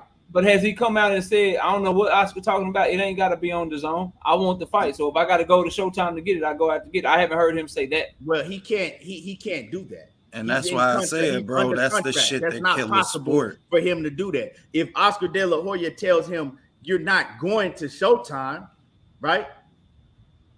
He's under contract. This ain't no fucking handshake deal. He under contract. This ain't no, okay, I'm with Eddie Hearn and we got a handshake deal, but you a free agent to really do what you want to do, but we just gonna, do business on the hands. He's under contract. Not to mention the magnitude of that fight. That fight and that deal is so big, man. Shit, to step in that room by yourself, shit. I feel y'all. Best dad ever says Tank versus Ryan is bigger than Bud and Spence. Bro, you just a super Tank fan. I mean, you just the biggest fucking Tank fan ever alive. Damn. Like, you just a huge super duper Tank Davis fan. Yeah, I gotta give you that best. That nigga gonna fall. My man, gonna fight if he meet Tank, he gonna fall out. He gonna fall out like them women used to do at the Michael Jackson concert and shit. That nigga gonna be sweating and shit. He gonna just pass out. And Candy man your ass when they come to Tank. That nigga pop up anywhere. That nigga, man, that nigga love him some. Y'all say a Tank, bro. Shots fired. Yeah, let me say this, bro. Like, people in the chat, I see Buckle Little Boxing Talk. You still ain't hit me up on that debate, but that's a whole nother topic. I see Shamika Jackson. I see y'all in the chat. Dual promotion is not an option for this fight when you have a clear-cut A-side, bro. I know some of y'all don't like to talk about the business of boxing, bro. I understand that. But in the business of boxing, there is no one, not Canelo Alvarez, not Errol Spence, not Floyd Mayweather when he was the A-side, not Gervonta Tank Davis from 140 down. There is no one that is a clear A-side that does better numbers than you that's going to be like, yeah, we can make it a joint pay-per-view. That if they don't have to. What the pressure should be on is on the B-side fighter and the B-side promotional company to be like, yeah, we got to do whatever we want to make this fight if they really want it. To Keon's point, they don't really want it. That's why they doing all of this shit, bro. You can't put it on Tank Davis. I got an alternative. I put mine on. You can't put it on Tank Davis. But you can't tell me. If they trying to put it on Tank like it's his fault, bro. Knockout. That's not his fault. I agree with you, right? But you cannot come and tell me that my company has to move to the side. You got to move over. We don't need y'all at all. You can't tell me that. Now you that ain't Oscar company though. That's his network. Why not agree to it if we run boots? You can tell me. Hold on, Virgil, I'm gonna let you go, OTB. Now what you can do is you can tell me, okay, this is how we gonna do it. Right? We ain't gonna split it 50-50. We'll do it. You know what I'm saying? As far as the networks, we'll give you, we'll give y'all 30% or whatever. You can't tell me that we can't be a part of it and we just got to move to the side and, you know what I'm saying, whatever. Shit. My solution to that is why not just Terence Crawford? Go ahead, OTB. Them ain't the only fighters that we want to see each other fight on y'all platforms. So run it back, y'all win with Tank and Ryan. And then we'll let y'all win with Boots and Virgil Ortiz. Or we'll let y'all win Boots and Virgil with Jaime Munguia and Jamal Crawford. You understand? I mean, and Jamal Charlo. You can't really do that because that's depending on, now you got to depend on them fighters taking that fight. Or what we can do, right, is just how business has always been done. When Brian Castano wanted to challenge Tim, what's the motherfucking name? Not Tim Zoo. Who'd he beat? Teixeira. When he wanted to challenge Patrick Teixeira for his championship, since Castano was the challenger, he had to take his ass over to ESPN, even though he was a PBC Showtime fighter. When fucking Felix Diaz wanted to fight motherfucking Terence Bud Crawford, he had to take his ass over there to ESPN to fight Terence Bud Crawford. Sean Porter, as the challenger, had to take his B-side ass over to Terence Crawford to go fight on ESPN Top Rank. It seems like only with Tank Davis, now all of a sudden we got to capitulate. Now all of a sudden somebody who's never been on pay-per-view before, who you can't even get his numbers reported and shit. Now all of a sudden they got to share. It got to be. We got to all this happening. Al Hammond. You're talking about Al Hammond and Bob Arum, two promoters that do business together. You're not talking about DAZN and Al Hammond and DAZN and Showtime that don't do business together. That's the difference. We don't know what type of dealings that they have behind the scenes. Okay, I got you on this one. You know what I'm saying? Down the line, you're gonna get me on this one. They've done business together. We're talking about two networks that have never done no business together to this date. They have never done business together like that. Now you're talking about them being able to come together and say, okay, we're gonna take our biggest fighter, one of our biggest fighters that we got, and we just gonna let y'all have them and make a mega big pay-per-view, and we gonna sit to the side and watch. The business, they not working like that. I'm just saying, bro. Do I wish that if they really wanted to fight, they would. Like I feel you, but if they really wanted to fight, they would, bro. You know what I'm saying?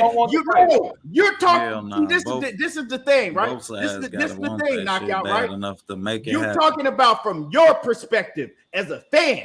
You really want the fight.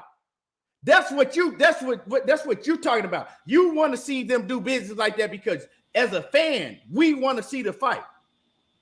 But as a businessman, you can't tell them to do business like that when they've never done business with each other.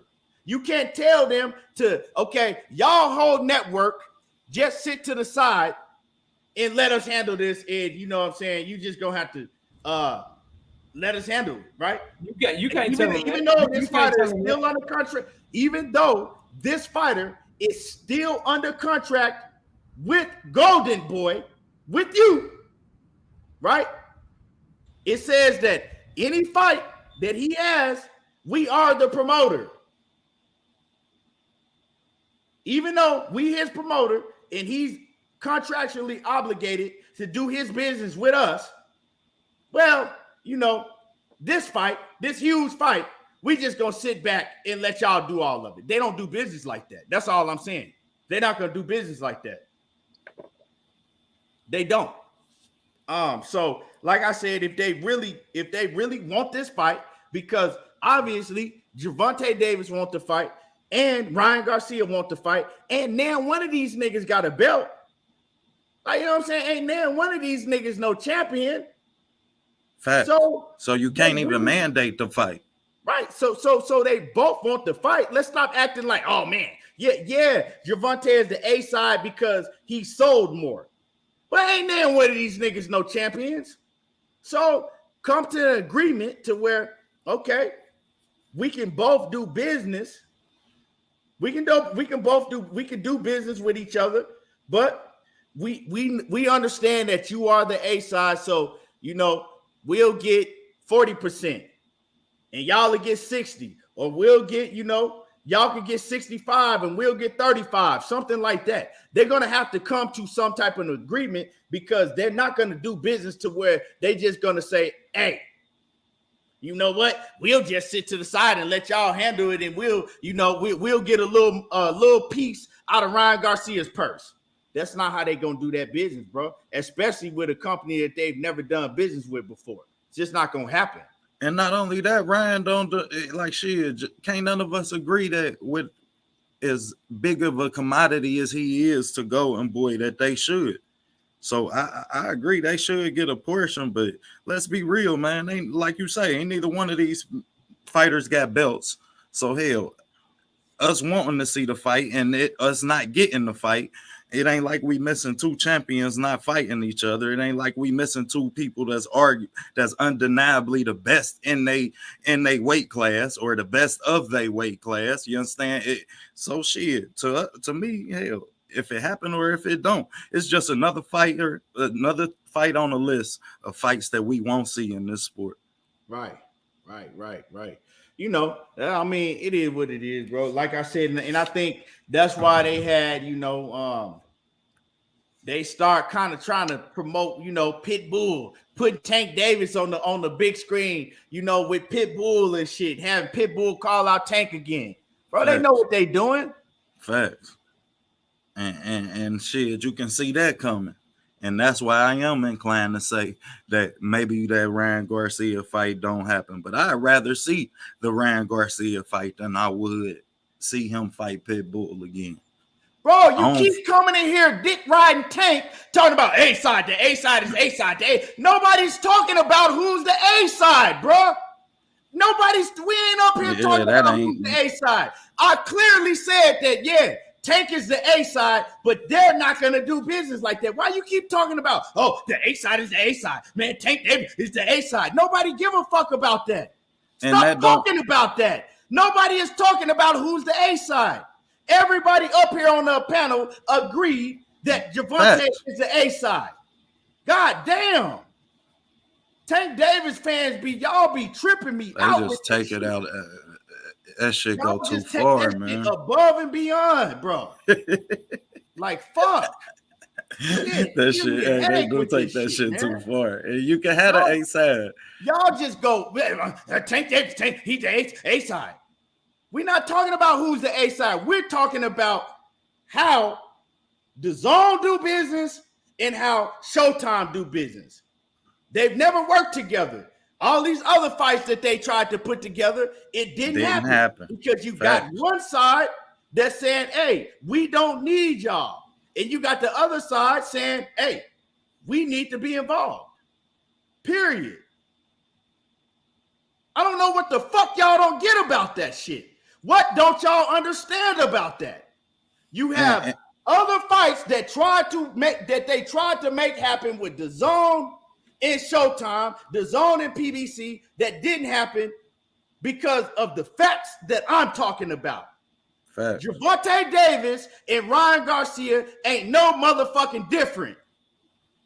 Facts. And there was a time when Tank was a champion that y'all didn't demand for him to fight nobody on Top Rank.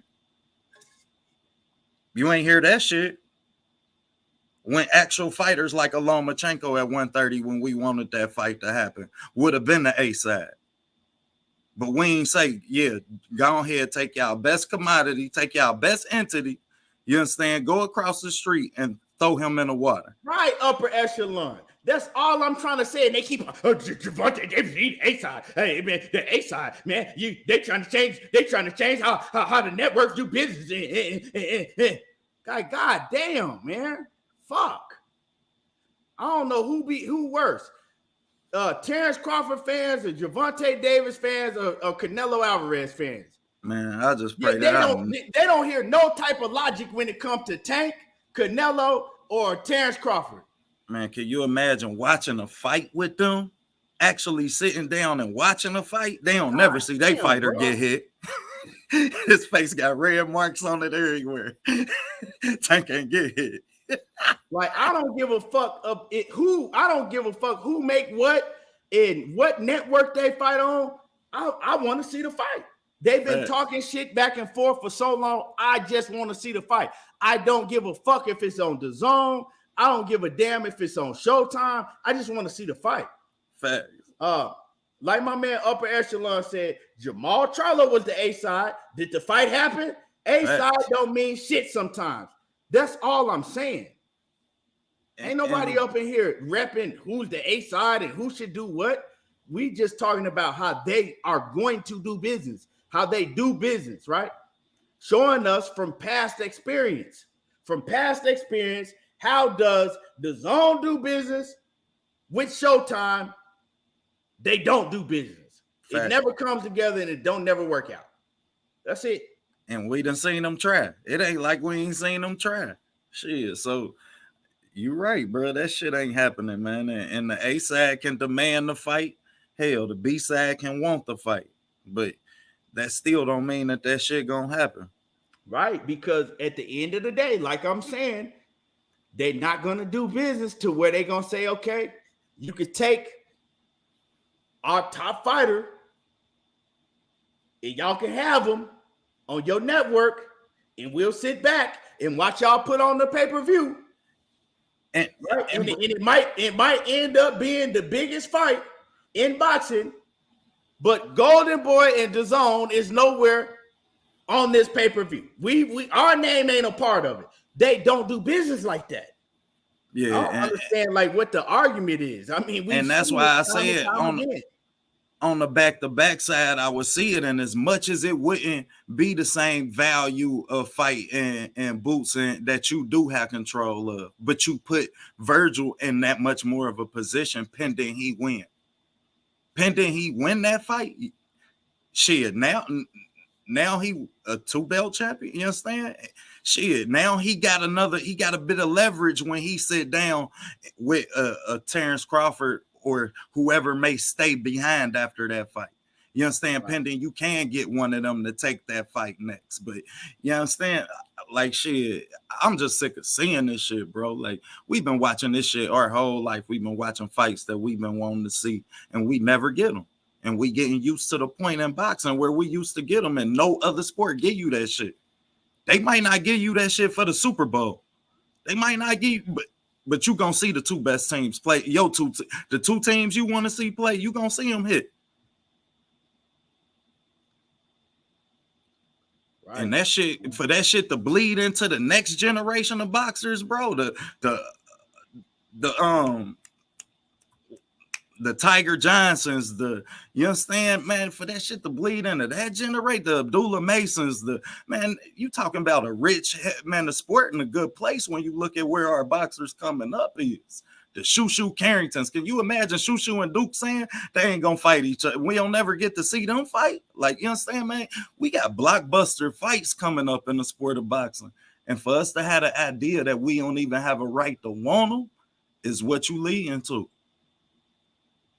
Yeah, man. People just need to realize, man, at the end of the day, they like PBC and DAZN, they don't have a good working relationship. They don't.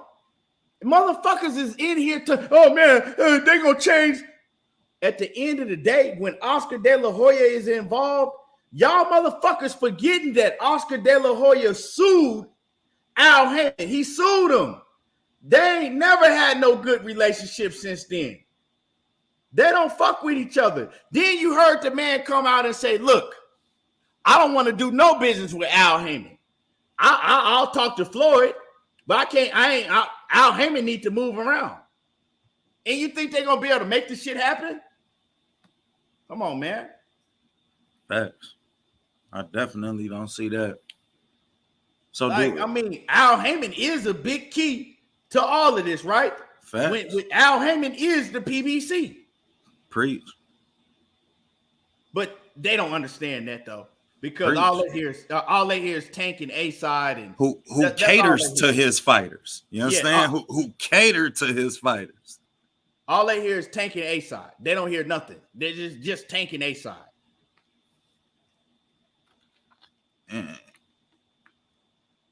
And shit, that's just about to lead him in a place where you about to lead the sport of boxing with all of this talent that you got, bro, and us never having to fight to define that talent. That's crazy. Like, all the talent, bro, got, like, we still hoping. We gonna keep on hoping for that fight where we get to see the definition of the talent that we look at on a daily basis. But we can't say that it's what we wanted to. We can't give it the credit that it deserved because of who it's up against. Yeah. But hey, man, like I said, I don't know, man. I don't, like I said, the only way I see this shit happening if DAZN and Golden Boy is on that motherfucking ring apron along with Showtime, PBC, and they got something to do with it. Cause I don't know. I don't see now one of these promoters backing down. I just hope, man. I hope that. Because see, the thing is, why they keep talking about the A-side this and A-side that, right? Oscar De La Hoya is not in no hurry to get his fighter a L on his record. That's one. He's not in no hurry. Number two, he knows that Gervonta Davis need a big fight too. Shit, Everybody not Ryan Garcia ain't 28 years old. Gervonta Davis gonna be 28. Ryan Garcia ain't 28. He's only 24. They ain't in dire needs for Ryan Garcia to get a huge mega fight with somebody. They know that right now the people are looking at Tank Davis with a microscope. And they're screaming and begging for him to fight somebody. So, hey, if you want to play, let's do business. But we ain't finna do business 100% your way. Let's not act like Tank don't need let's not act like Tank is not in need of a dance partner. And that's why since we first started talking about this shit damn near 3 months ago, bro, like, man, shit, you gotta bend. You gotta be the one that bend because you didn't put yourself in that position where you have to bend. So all of this A-side shit that we think it matter is something that you actually gotta cater to the other party doing. Or we can tell the other dance partner because putting Gervonta in the ring, bro, with a motherfucking what's that dude name? The dude that looked like Ali. What's dude name? Marcel Rivera. That shit ain't gonna cut it, homie. That ain't gonna cut it. Motherfuckers don't even know who he is. We know who he is, but people don't even know who he is. And then all you really got left is a rematch with Pitbull. Now, what's a bigger fight? Tank and Ryan or Tank and Pitbull? Tank and Ryan. That's okay. Easy. So when these niggas in the fucking comments screaming, oh, man, he's the A-side, he's the A-side. At the end of the motherfucking day, that shit don't matter, right? Because they want to get the fight done. Tank need a dance partner. He running out of motherfucking Rivera's and goddamn Gamboas and all of them to fight. And if he trying to get one, bro, if he trying to get a dance partner, and the person he trying to fight with is a big fight for them too, and they being unrealistic with their demands, then our energy should be towards them, bro. It shouldn't be towards tanking them, but people still gonna have that energy for tanking, and it's cool. Tank them been a champion. It's not an energy towards. It's not an energy towards PBC and Showtime. My thing is, I'm trying to explain to people why the fight won't take place, because they don't do business with each other like that, and they're not gonna be willing to step all the way aside and watch. They ain't willing to sit in the stands and watch. I agree with you. That's why the fight won't happen. But that's where we should blame fucking DAZN. We should blame fucking Oscar De La Hoya. We should blame them, because if the fight don't happen for the reason that you listed so well and you broke the shit down beautifully, if that's why the fight don't happen, then it's their fault, bro. It ain't on Tank. It ain't on Mayweather Promotions. It ain't on Showtime. It's on them. It just is what it is, bro. Well, see, this is the thing. It's on both of them because you need it. Yeah, and I'm gonna explain to you why you can't just put it on one side and then, you know what I'm saying, say it ain't on the other side. No, it is on both of them. And the reason it's on both of them because if you both want the fight and you know, right, that you don't do business with each other, y'all know that y'all don't have a good business relationship, y'all got to be able to bend some and they got to be able to bend some to where y'all can come together, make it happen. Right? If one is saying, okay, this is what it's going to be. We the A side. We don't want y'all involved. This one's going to be. Well, y'all don't want to fight that bad neither because y'all not willing to bend none neither.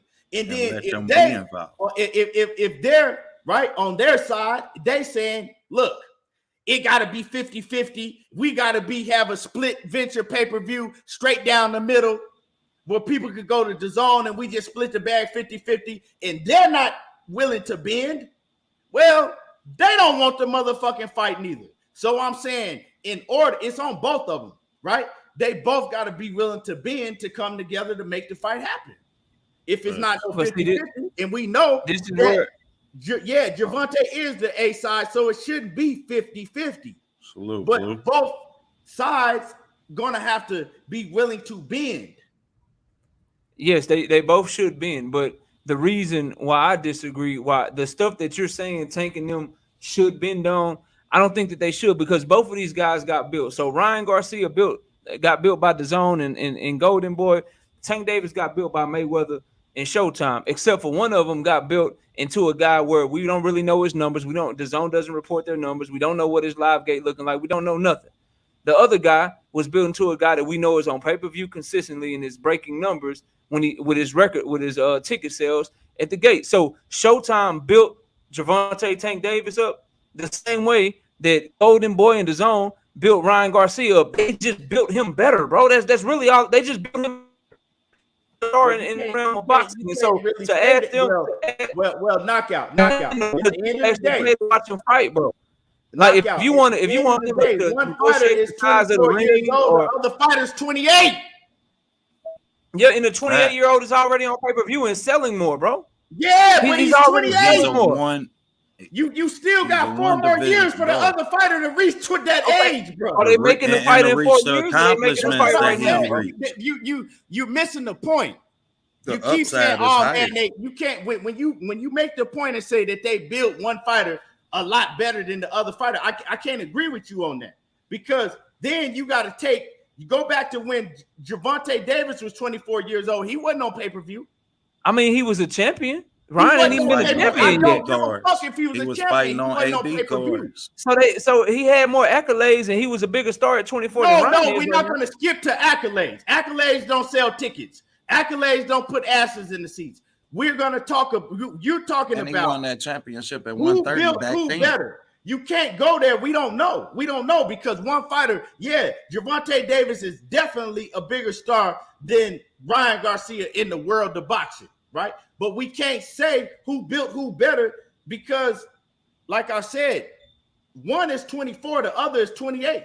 So you've had a much longer time to build Gervonta Tank Davis than you have Ryan Garcia. That's a fact. Floyd Mayweather was older than his pay-per-view opponents. I don't remember people saying, well, shit, he had more time. So you can't really, I don't remember that shit, bro. I don't remember people saying that. It's just common sense. Bro. You said that. It is common sense. One fighter brings way more money than the other, bro. So you need to capitulate when it comes to where the fight is fought, bro. That's how shit goes. You know what I'm saying makes sense. What you're saying don't make no sense, because you trying to say that one side built their fighter much better on a much higher level than Golden Boy did with Ryan Garcia. That ain't true, because they have to this point, Keith. They have. You can't say but that. They've had a longer how can I not say that when Ryan Garcia has never been on pay-per-view and he don't sell as well as Tank Davis? How can I not say that, bro? Davis wasn't on pay-per-view when he was 24. Neither. They're not making the fight 4 years ago. They're trying to make the fight right now, bro. Pay-per-view when he was 24 years old. Thank you. He was fighting on AB cards. Bro, are they making the fight when Tank Davis is 24? Was not on pay-per-view when he was 24 years old. What does that have to do with this conversation, It has to do with everything you said. I didn't bring it up. You I wasn't even going to say nothing about he's a bigger star based on the point other fighter that he fighting on pay-per-view. That yes, OTB. That's exactly what I'm saying. How is that not true? That's not something that you have to compare the amount of time they've been in the sport. Straight up and down. That's just like saying that. They don't go into the negotiation room and be like, you've been in the sport longer, you've been in the sport shorter. They talk money, bro. No, but when you're saying the build up of a start, the building. Like when Floyd and Canelo fought, right? Oh man, they built Floyd a much bigger star than Canelo. What are you talking about? Floyd at that point in time had been in the sport for years, so you can't use that theory. But no one was saying that Floyd is only a bigger star because he's you brought the point up. More money. That's what I'm saying, bro. Knockout. The point that you brought up is you made a statement that Floyd and Leonard have done a much better job building Gervonta Tank Davis into a superstar than Oscar De La Hoya and DAZN has done with Ryan Garcia. And I said that you can't make that comparison because Ryan Garcia is only 24 and Gervonta Davis is about to be 28 years old. So Tank has a bigger head start. We don't know yet. And right you still now, can't factor out the equation where it goes from here because you can't say that Ryan don't become a pay-per-view star. You don't need to announce that you going. Nigga, just leave. Like, for real. You don't need to tell me that you out, nigga. Go. Look, bro, I understand exactly what you're saying. You're saying I can't say it because Ryan Garcia is much younger and all of that stuff. And what I'm saying is to counteract that point, what I'm telling you I'm not even trying to take up for Ryan Garcia. I know you're not. But what I'm saying is to me, in my opinion, bro, that shit is irrelevant because we talking about right now. Right now, Tank has been built better. Now, will Ryan be built better? Will he be a bigger star by the time he's 28 years old? I don't know. We got to wait till he's 28. But right now, you got one fighter that's on pay-per-view. You got one fighter that sells way more, and then you got the other one that don't, bro. But at the end of the day, it just is what it is, bro. At the end of the day, knockout. But you have one fighter that wants to fight this other fighter because he carries some type of name. You got Tank Davis that's been calling out Ryan Garcia, right? You had Tank Davis that just did an interview this weekend and said that he believes because he's fighting Ryan Garcia that this is the biggest fight in boxing. Period. Yeah. Facts. So he didn't say that when he fought Rolly. He didn't say that when he fought Isaac Cruz. Okay. Facts. So I mean, that don't stand for nothing. Yeah, it's the big as long as he's been a champion, this is the only fight he didn't say that he won. Contest with you about who's building who better. I'm just saying that one fighter is older, so that means something. One fighter has had a longer time in the professional ranks with his promoter to get built up to that level. I don't know where Ryan Garcia is going to be when he turned 28, but I know where Gervonta Davis was when he was 24 and he wasn't on pay-per-view yet. He wasn't selling out arenas on pay-per-view yet when he was 24 years old. That's it. That's all I'm saying. That ain't no, and I agree. Everything you said is fact. But what I'm saying is to get this fight right now, like they gonna have. Then they're just trying to do some shit. The B-side fighter is supposed to be able to do it. The B-side fighter would deserve all the smoke in the world, bro. That's all I'm saying. Like, I feel what you're saying. Like, maybe Ryan is gonna be a star. Everything you said about how they more time with Tank, those are all facts. But what's also a fact is that right now, we sit here today, all three of us on this panel, everybody in the chat, as we sit here, bro, Tank is the bigger star. Tank is the A-side. So if he want to fight and he make the offer, if it's a reasonable offer and it's fair and the B-side guy don't take it, then that's on him, bro. And what's unreasonable is for anyone who is not, I don't give a fuck if it's Tank Davis, I don't give a fuck if it's Ryan Garcia. Your ass ain't never, hold on. You ain't never been on pay-per-view before. And you ain't sold nothing close to what the other guy has sold. Then you go fight on his network. That's how shit has always been done, bro. Why do we have to reinvent the wheel? For Ryan Garcia, and I'm not saying you, Keith, because you telling us why you don't think the fight is going to happen, but I'm talking about all the fans that are saying, well, Tank should do this, Tank should do that. Why do we need to reinvent the wheel when Ryan Garcia is the clear-cut B-side? Like, this shit ain't even close. Shit, at least, like, Bud Crawford and Errol Spence, A-side, B-side, is closer than this shit. At least Bud been on pay-per-view a few times. Like, at least he brought something to the table where you could see his numbers, you could see his sales, you could see everything that he was doing to, like, he got a way better argument for Errol Spence to make compromises and Errol Spence to have to do this and do that. He got a way better argument than Ryan Garcia got with Tank Davis, bro. That's all I'm saying. Like, damn, like, at least Bud been on pay-per-view 3 times. Ryan Garcia ain't never been on pay-per-view. At least Bud done sold out, little arena here in Las Vegas, sold out his hometown in Nebraska, got some numbers behind him, done went and got undisputed, moved up. Like, he got some shit behind him that Ryan don't got. His argument is way better. At the end of the day, bro. But knockout. But at the end of the day, right? Why do you have Leonard Ellaby and Gervonta Tank Davis? Every time you turn around, they talking about we want the Ryan Garcia fight. That's who we want. And why do you have Leonard? Hold on. Why do you have Leonard Ellaby? I thought you asked me a question. When Devin Haney name come up, when Teofimo Lopez name come up, when Vasil Lomachenko name come up, and all these other fighters' name come up, he said, "Oh, they're not. It's not a big enough. They're not big enough. They're not big enough." But Ryan Garcia, when Ryan Garcia name come up, oh yeah, Ryan Garcia, that's a huge fight. We want to make that fight happen. We think that's the biggest fight in boxing. That's a huge fight. So I'm saying, I don't know. You know what I'm saying? But they think it is. They using Ryan Garcia name for the first time they're calling out Ryan Garcia name, calling out nobody else. They're not calling out nobody else, but they calling out Ryan Garcia. Why? And it's not happening. Because Ryan Garcia is the second most popular fighter. He's the second most popular fighter in the lightweight division. If you just want to go off the social media, this is the only time y'all said y'all wanted to fight, and it's not happening. I totally feel what you're saying, but again, bro, like that's cool. But if we're gonna go off Leonard, he also said Rolly Romero is the second best lightweight in the goddamn division. They say shit and they want to big up the fight. I totally understand that, but to them, they looking at Ryan with his social media following, and they think it could be a big fight. I do too. I think it can be a big fight, but just because it's a big fight, maybe he's like, should he get more? Like, if we want to have a conversation, should he get a bigger purse than everybody Tank his fault?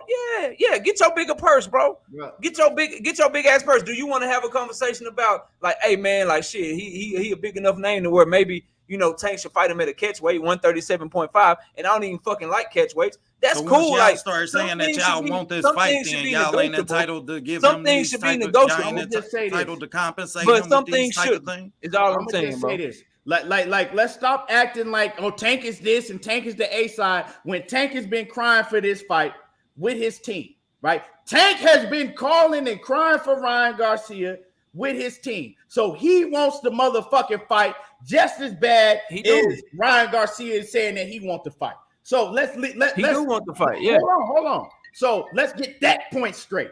The second thing to get straight is either one of the two, right? It's either one or two of these points. He either wants the fight because they know that Ryan Garcia has a big name in the sport, and Ryan Garcia, right? If he gets Ryan Garcia as a dance partner, it's gonna sell a whole lot, and he's gonna make a whole lot of money, or because Ryan Garcia is somebody that they look at as one of the top 5 cats, and he look at Ryan Garcia as an easy victory in food.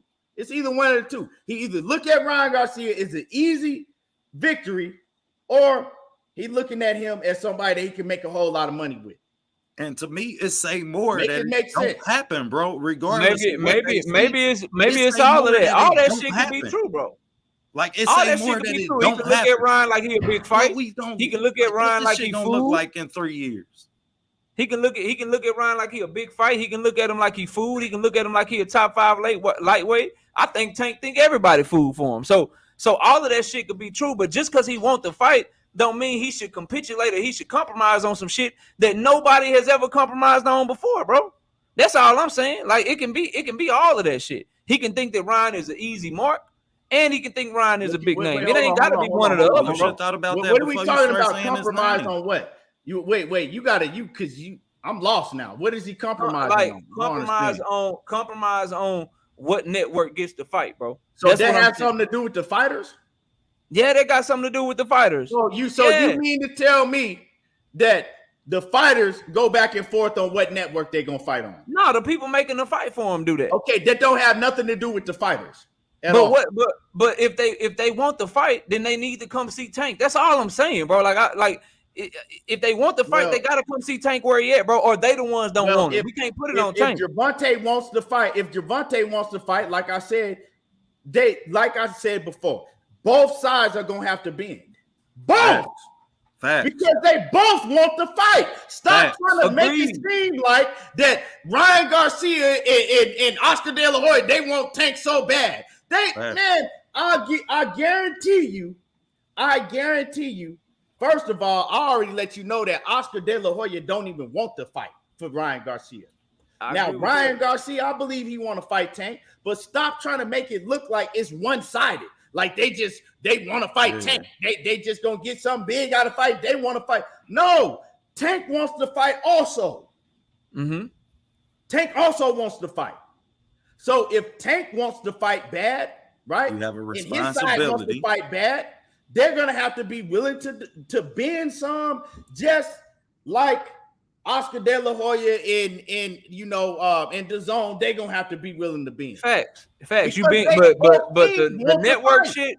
The network shit is non-negotiable though. But they should bend on like I said, higher purse.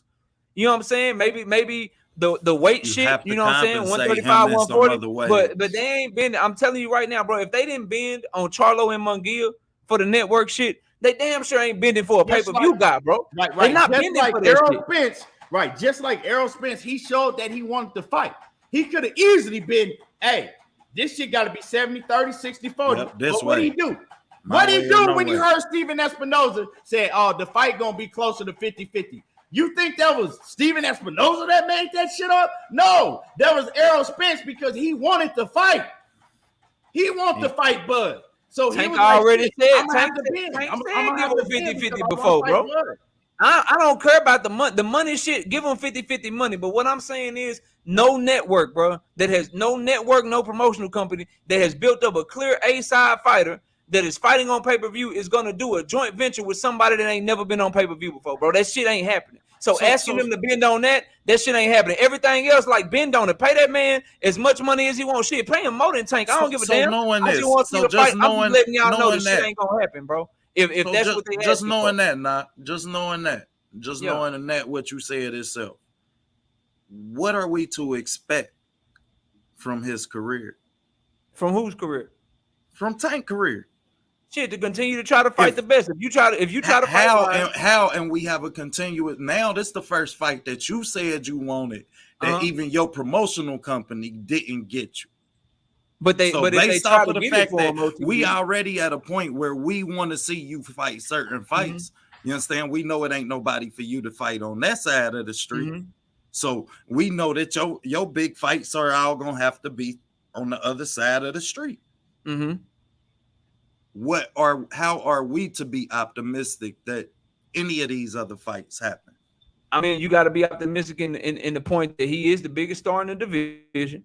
He is the one. He is supposed to be the A-side to all these guys. And then you have, as a boxing fan, if his team is legitimate, and key word is legitimately. If they are legitimately trying to go out there and make fights and they're making fair offers to guys and guys keep coming back with these demands that you've never heard for in the history of boxing, the shit that don't happen, if they keep coming back for it, you got to ask yourself as a fight fan, was everybody that calling his name all these years, did they really want the smoke? That's what you got to ask yourself because it's clear cut, bro. Like, I don't understand. Like, if you fight from 140 down, and you want to see Tank, yeah, maybe you deserve the biggest bag of your career. Maybe you might try to get them and negotiate so much to where they got to guarantee you just as much money as Tank. But ain't nobody from 140 down, pick them, whoever your favorite is, they don't fight on pay-per-view unless they fighting Tank. Tank fights on pay-per-view with or without these guys. So if you want to see them and the network make you a fair offer, then that's where we got to be objective enough to look at the other people. I believe myself, I believe that, they should go and see, okay, who doing the bigger numbers? It's Tank. So I believe that the network that the fight should be presented on is Showtime. That's what I believe. Facts. But it doesn't matter what I think, right? And what I believe. It matters how they do business at the end of the day. And they not going to do business to where they're going to agree to sit on the sideline and not be a part of the pay-per-view at all.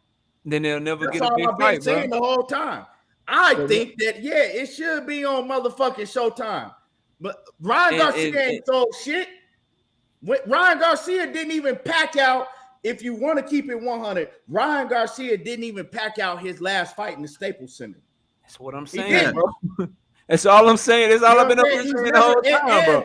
And he's never been on pay-per-view. So, I believe that the fight, they should come to an agreement to, well, okay, we're going to get this percentage. We're going to let y'all host it on your platform, but we still going to be a part of it. It's just going to be on your platform, right? And then we're going to make the fight happen. But it don't matter what I believe because I know how they do business with each other. And I know why the other fights fell apart because one side is saying you need to sit out. We don't want y'all. Y'all don't need to be a part of this. We got this. We're going to pay for the fight. We're going to do everything. Y'all sit out. And I know they're not going to do that. That's all I'm saying. and I don't blame them for doing that. You know what I'm saying? I just think that it should be compensationable. You know what I mean? And y'all have an obligation to that because y'all fighter, y'all promotion went on saying that this is the fight that y'all wanted to make happen. And Zenith360 says, in the super chat, he says, DAZN did not offer to do joint network with PBC for Jacobs. Jacobs still PBC, so even they know the A side gets the network. So the fact that y'all arguing Showtime can't do the same is funny. First of all, you funny because when was the last time you seen Daniel Jacobs fight on a PBC or Showtime card? You haven't. Ever since Daniel Jacobs fought on DAZN, he ain't never fought on PBC again. Facts. That's the facts. So you funny. Dust yourself off and try again. Facts. And I can't say that, you know what I mean? But you got to be in, man. And that's why I say, shit, where do that put you? Because we know that y'all don't do business with Top Rank now. Daniel Jacobs wasn't even fighting with PBC or Showtime. He was advised, right? Fact. He had a deal to where he was only advised by Al Heyman at that time. And that's it. Came from the HBO crumble. Right. He came from he was fighting over there on HBO. Facts. So you trying to tell me some shit and school me, you need to go do your research a little bit more. Facts. So yeah, and we haven't seen him fight on Showtime a nan time. Damn sure. Fox. We seen him fighting on HBO and DAZN. That's it. So yeah. But anyway, man, like I said, man, I don't believe we getting this fight. I don't believe we getting the Errol Spence fight neither this year. I don't know, man. It's just, yeah, man. As far as Errol Spence and Terence Crawford go, man, I'm kind of sick of hearing about this shit, bro. It's either y'all, you know what I'm saying? Either y'all gonna announce the fight, or I don't even really want to hear about that shit no more. Move on. Facts. You feel what I'm saying? Facts. I definitely agree with you. If I ain't getting no announcement last week. Tell me you fighting goddamn Boots or Keith Thurman or somebody. You know what I'm saying? Yeah. I'm sick of hearing this shit. Yeah, because like you say, man, if we don't get to see neither one of y'all through the close out the year, this shit done took off a year of both of y'all career. You understand? And at that point, you done gave the energy towards that more energy than you done gave the sport. So shit, that outcome ain't gonna never lead up, but I'm with you, man. I hope that we see it though. I'm still hopeful. You understand? I'm gonna hold some hope towards it, but I really don't think that fight happened, and I don't think we about to see it. And the thing that make me say that it won't be announced on the fall schedule is because we already got an announcement in fall, which is the Deontay Wilder Helenius. We got the Caleb Plant, we got the undercard for that. You understand? So we got one fight into the fall schedule already. Right, man. And boxing is just all over the place. It's fucked up. It's crazy that Terence Bud, right, got out of his contract, did all that to still, not make the fight happen. That shit crazy to me because we see how fucked up boxing is just with these little debates that we having. The only reason we talking about Gervonta Davis and Ryan Garcia not happening is because you got DAZN on one side, and then you got Showtime PBC on the other side that ain't doing that, don't fuck with each other like that. Facts. And that's why I say that shit make that shit like gang territory, bro. That's like gang territory. That's what it is, bro. That shit killing the hood. It's killing the hood, man. If the sport itself is the hood, man, it's killing the hood, yeah. I'm telling you, because it really puts you in a bad place as far as the sport go. You understand? Because shit, we looking at Bob Arum just signed the whole Olympic team. You understand? So are we inclined to think that any of them gonna fight each other? Or are we looking at a tomato can salad for the next 5 years? Can you imagine? How do we sell this shit? All right. And then my man King XL says, yo, I love what you do, bro. Tapping in from Pomona 909. Man, salute to King XL in the building, man. I appreciate you.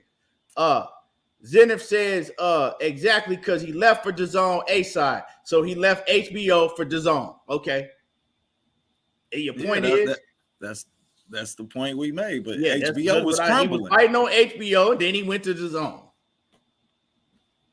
Facts. So, and let's remember, them and Golden Boys signed all of the big PBC fighters right after you understand? After that shit happened. No point. I don't know what point you think you proved, because like I said, he was fighting on HBO. He went to DAZN, and when have you seen him fighting on Showtime, Fox, PBC, any of their cards? You haven't. So yeah, I don't know what point you was trying to make, bro. Yeah, I don't get that one. But yeah, man, great show. Dust yourself off. Everybody know it's all love. This is what we do. You know what I'm saying? This is what we do. We ain't gonna agree on shit, everything. But you know, at the end of the day, we all boxing fans, and we should all want to see the best fight the best at the end of the day. I don't know if everybody do, but we should all want to see the best fights happen.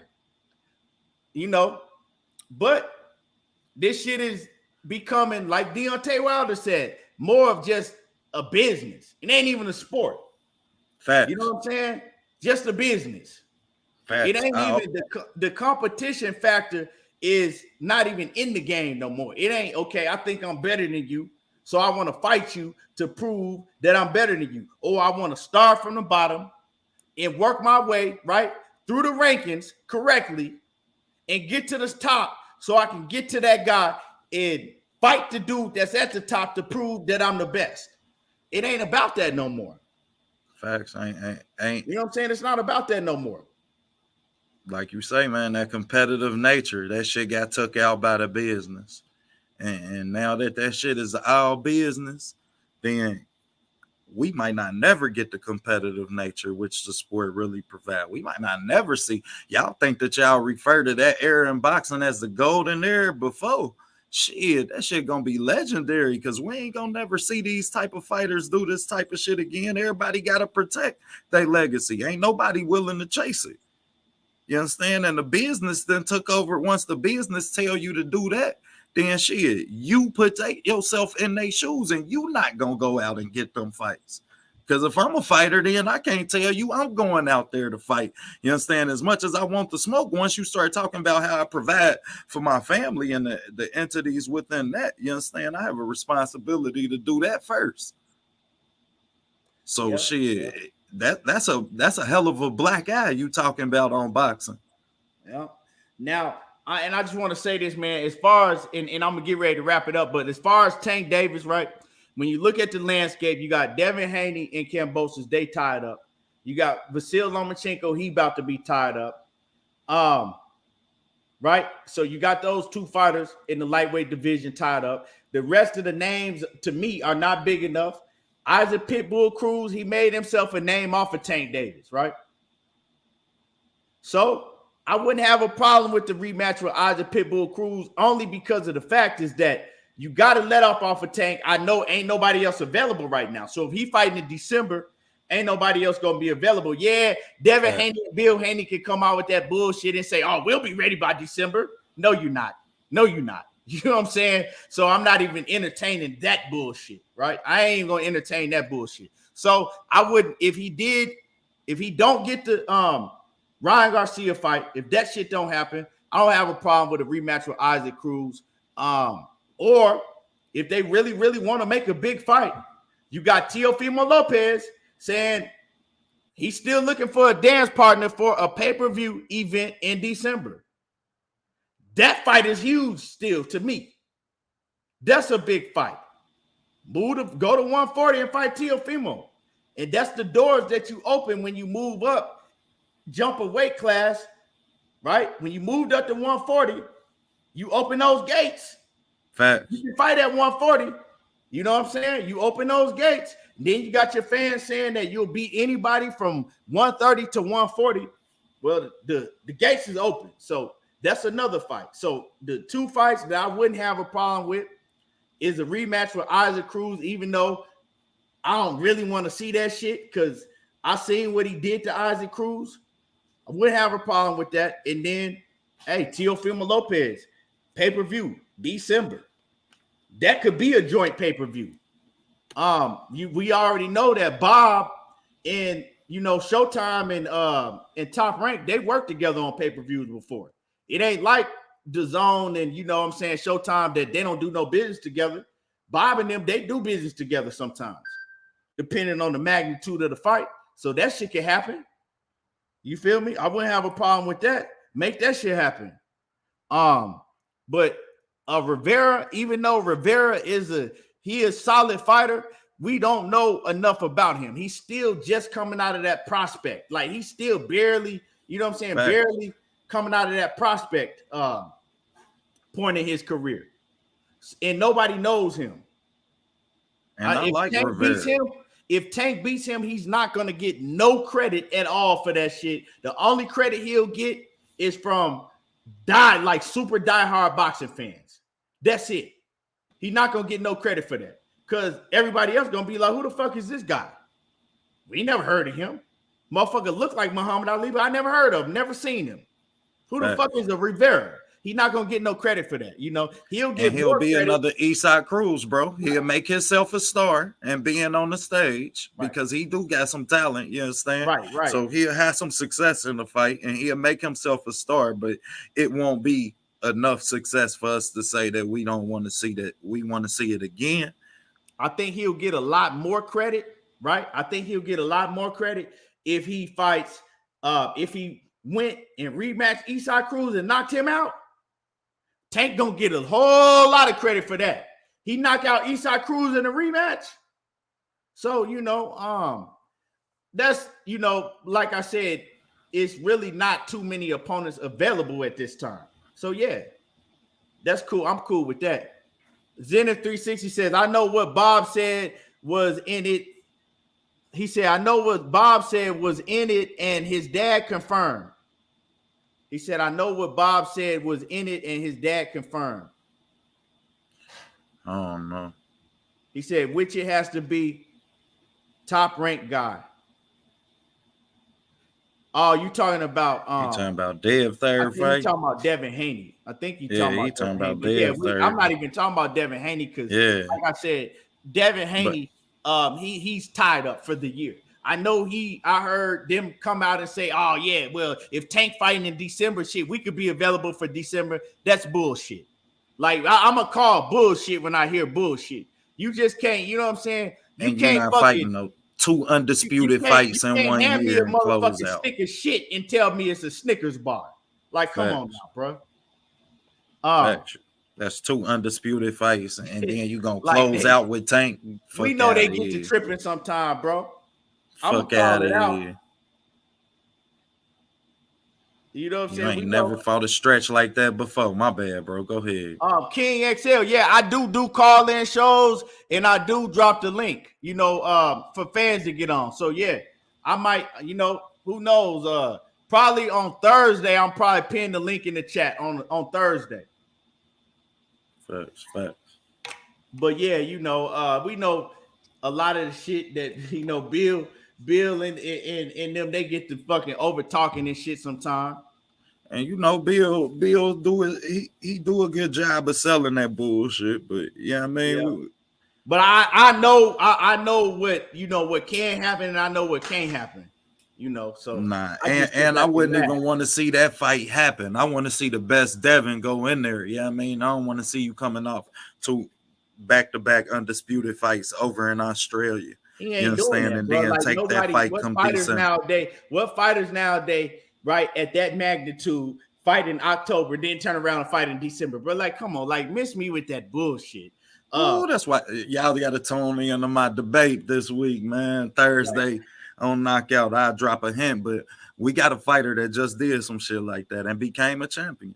Well, I'm saying at that magnitude. Not at that magnitude, though. You're right. At a Devin Haney and Tank Davis, them fighters at that magnitude, they're not doing shit like that. Nah, but man, Dub Right Side, I see you in the building. Salute. Yeah, man. I appreciate everybody for coming through. hell of a show. OTB, man. Let me get your last words before we get up out of here. And y'all hit the like button if y'all ain't hit the like button. Man, last words. First of all, salute to you for having us up, bro. You know what I mean? Always pleasure to talk this shit. Last week I was working different, so I kept on missing you. I ain't want to I had a lot going on. But man, salute to everybody, man. We definitely working, man. We gonna be on Dub right side tonight. Then we got the Alicia Bumgarner debate coming up Thursday. So I want everybody to tune in to that, man. I just wrapped up the specifics on it. So you dig it. It's gonna be some treats in there, man. We gonna make y'all proud, man. Also, got Canelo Triple G film up. Go check that out. And we working, man. Other than that, always a pleasure to talk that shit with you, bro. You know what we do, man. You already know, man. And keep up the great work, man. Y'all go subscribe to OTB Boxing Class. You know what I'm saying? Go subscribe to OTB Boxing Class. Also, make sure that y'all go sub to my man Knockout Boxing 86 TV if y'all ain't sub to him. Me and BFTB, we got the debate tomorrow, so that shit finna be fire. Y'all already know we finna go in. So yeah. And JA say, how do y'all feel about Loma win over Ortiz? Man, I don't feel nowhere, but I just feel that that's kind of like a warm-up fight. You know, get your feet wet. I've been out, you know, had a little layoff. I'm coming back to get my feet wet for a big fight. That's it. You know, facts. I don't really think that that's nothing special. They actually sparring partners. You understand? So these two fighters know each other more than well. Don't expect nothing extra. Loma just trying to get ready for Dev. We know what that's about. Yeah. So you know, I mean, I don't put too much. I don't put too much into that. Like Ortiz is solid. You know, a solid fighter, but it should be easy work for Lomachenko. You know, but anyway, like I said, y'all hit the like button as we get up out of here. I appreciate everybody coming through the building, supporting, and we will be back. Y'all already know how I do. There you go, talking that boxing again, and I'm gone.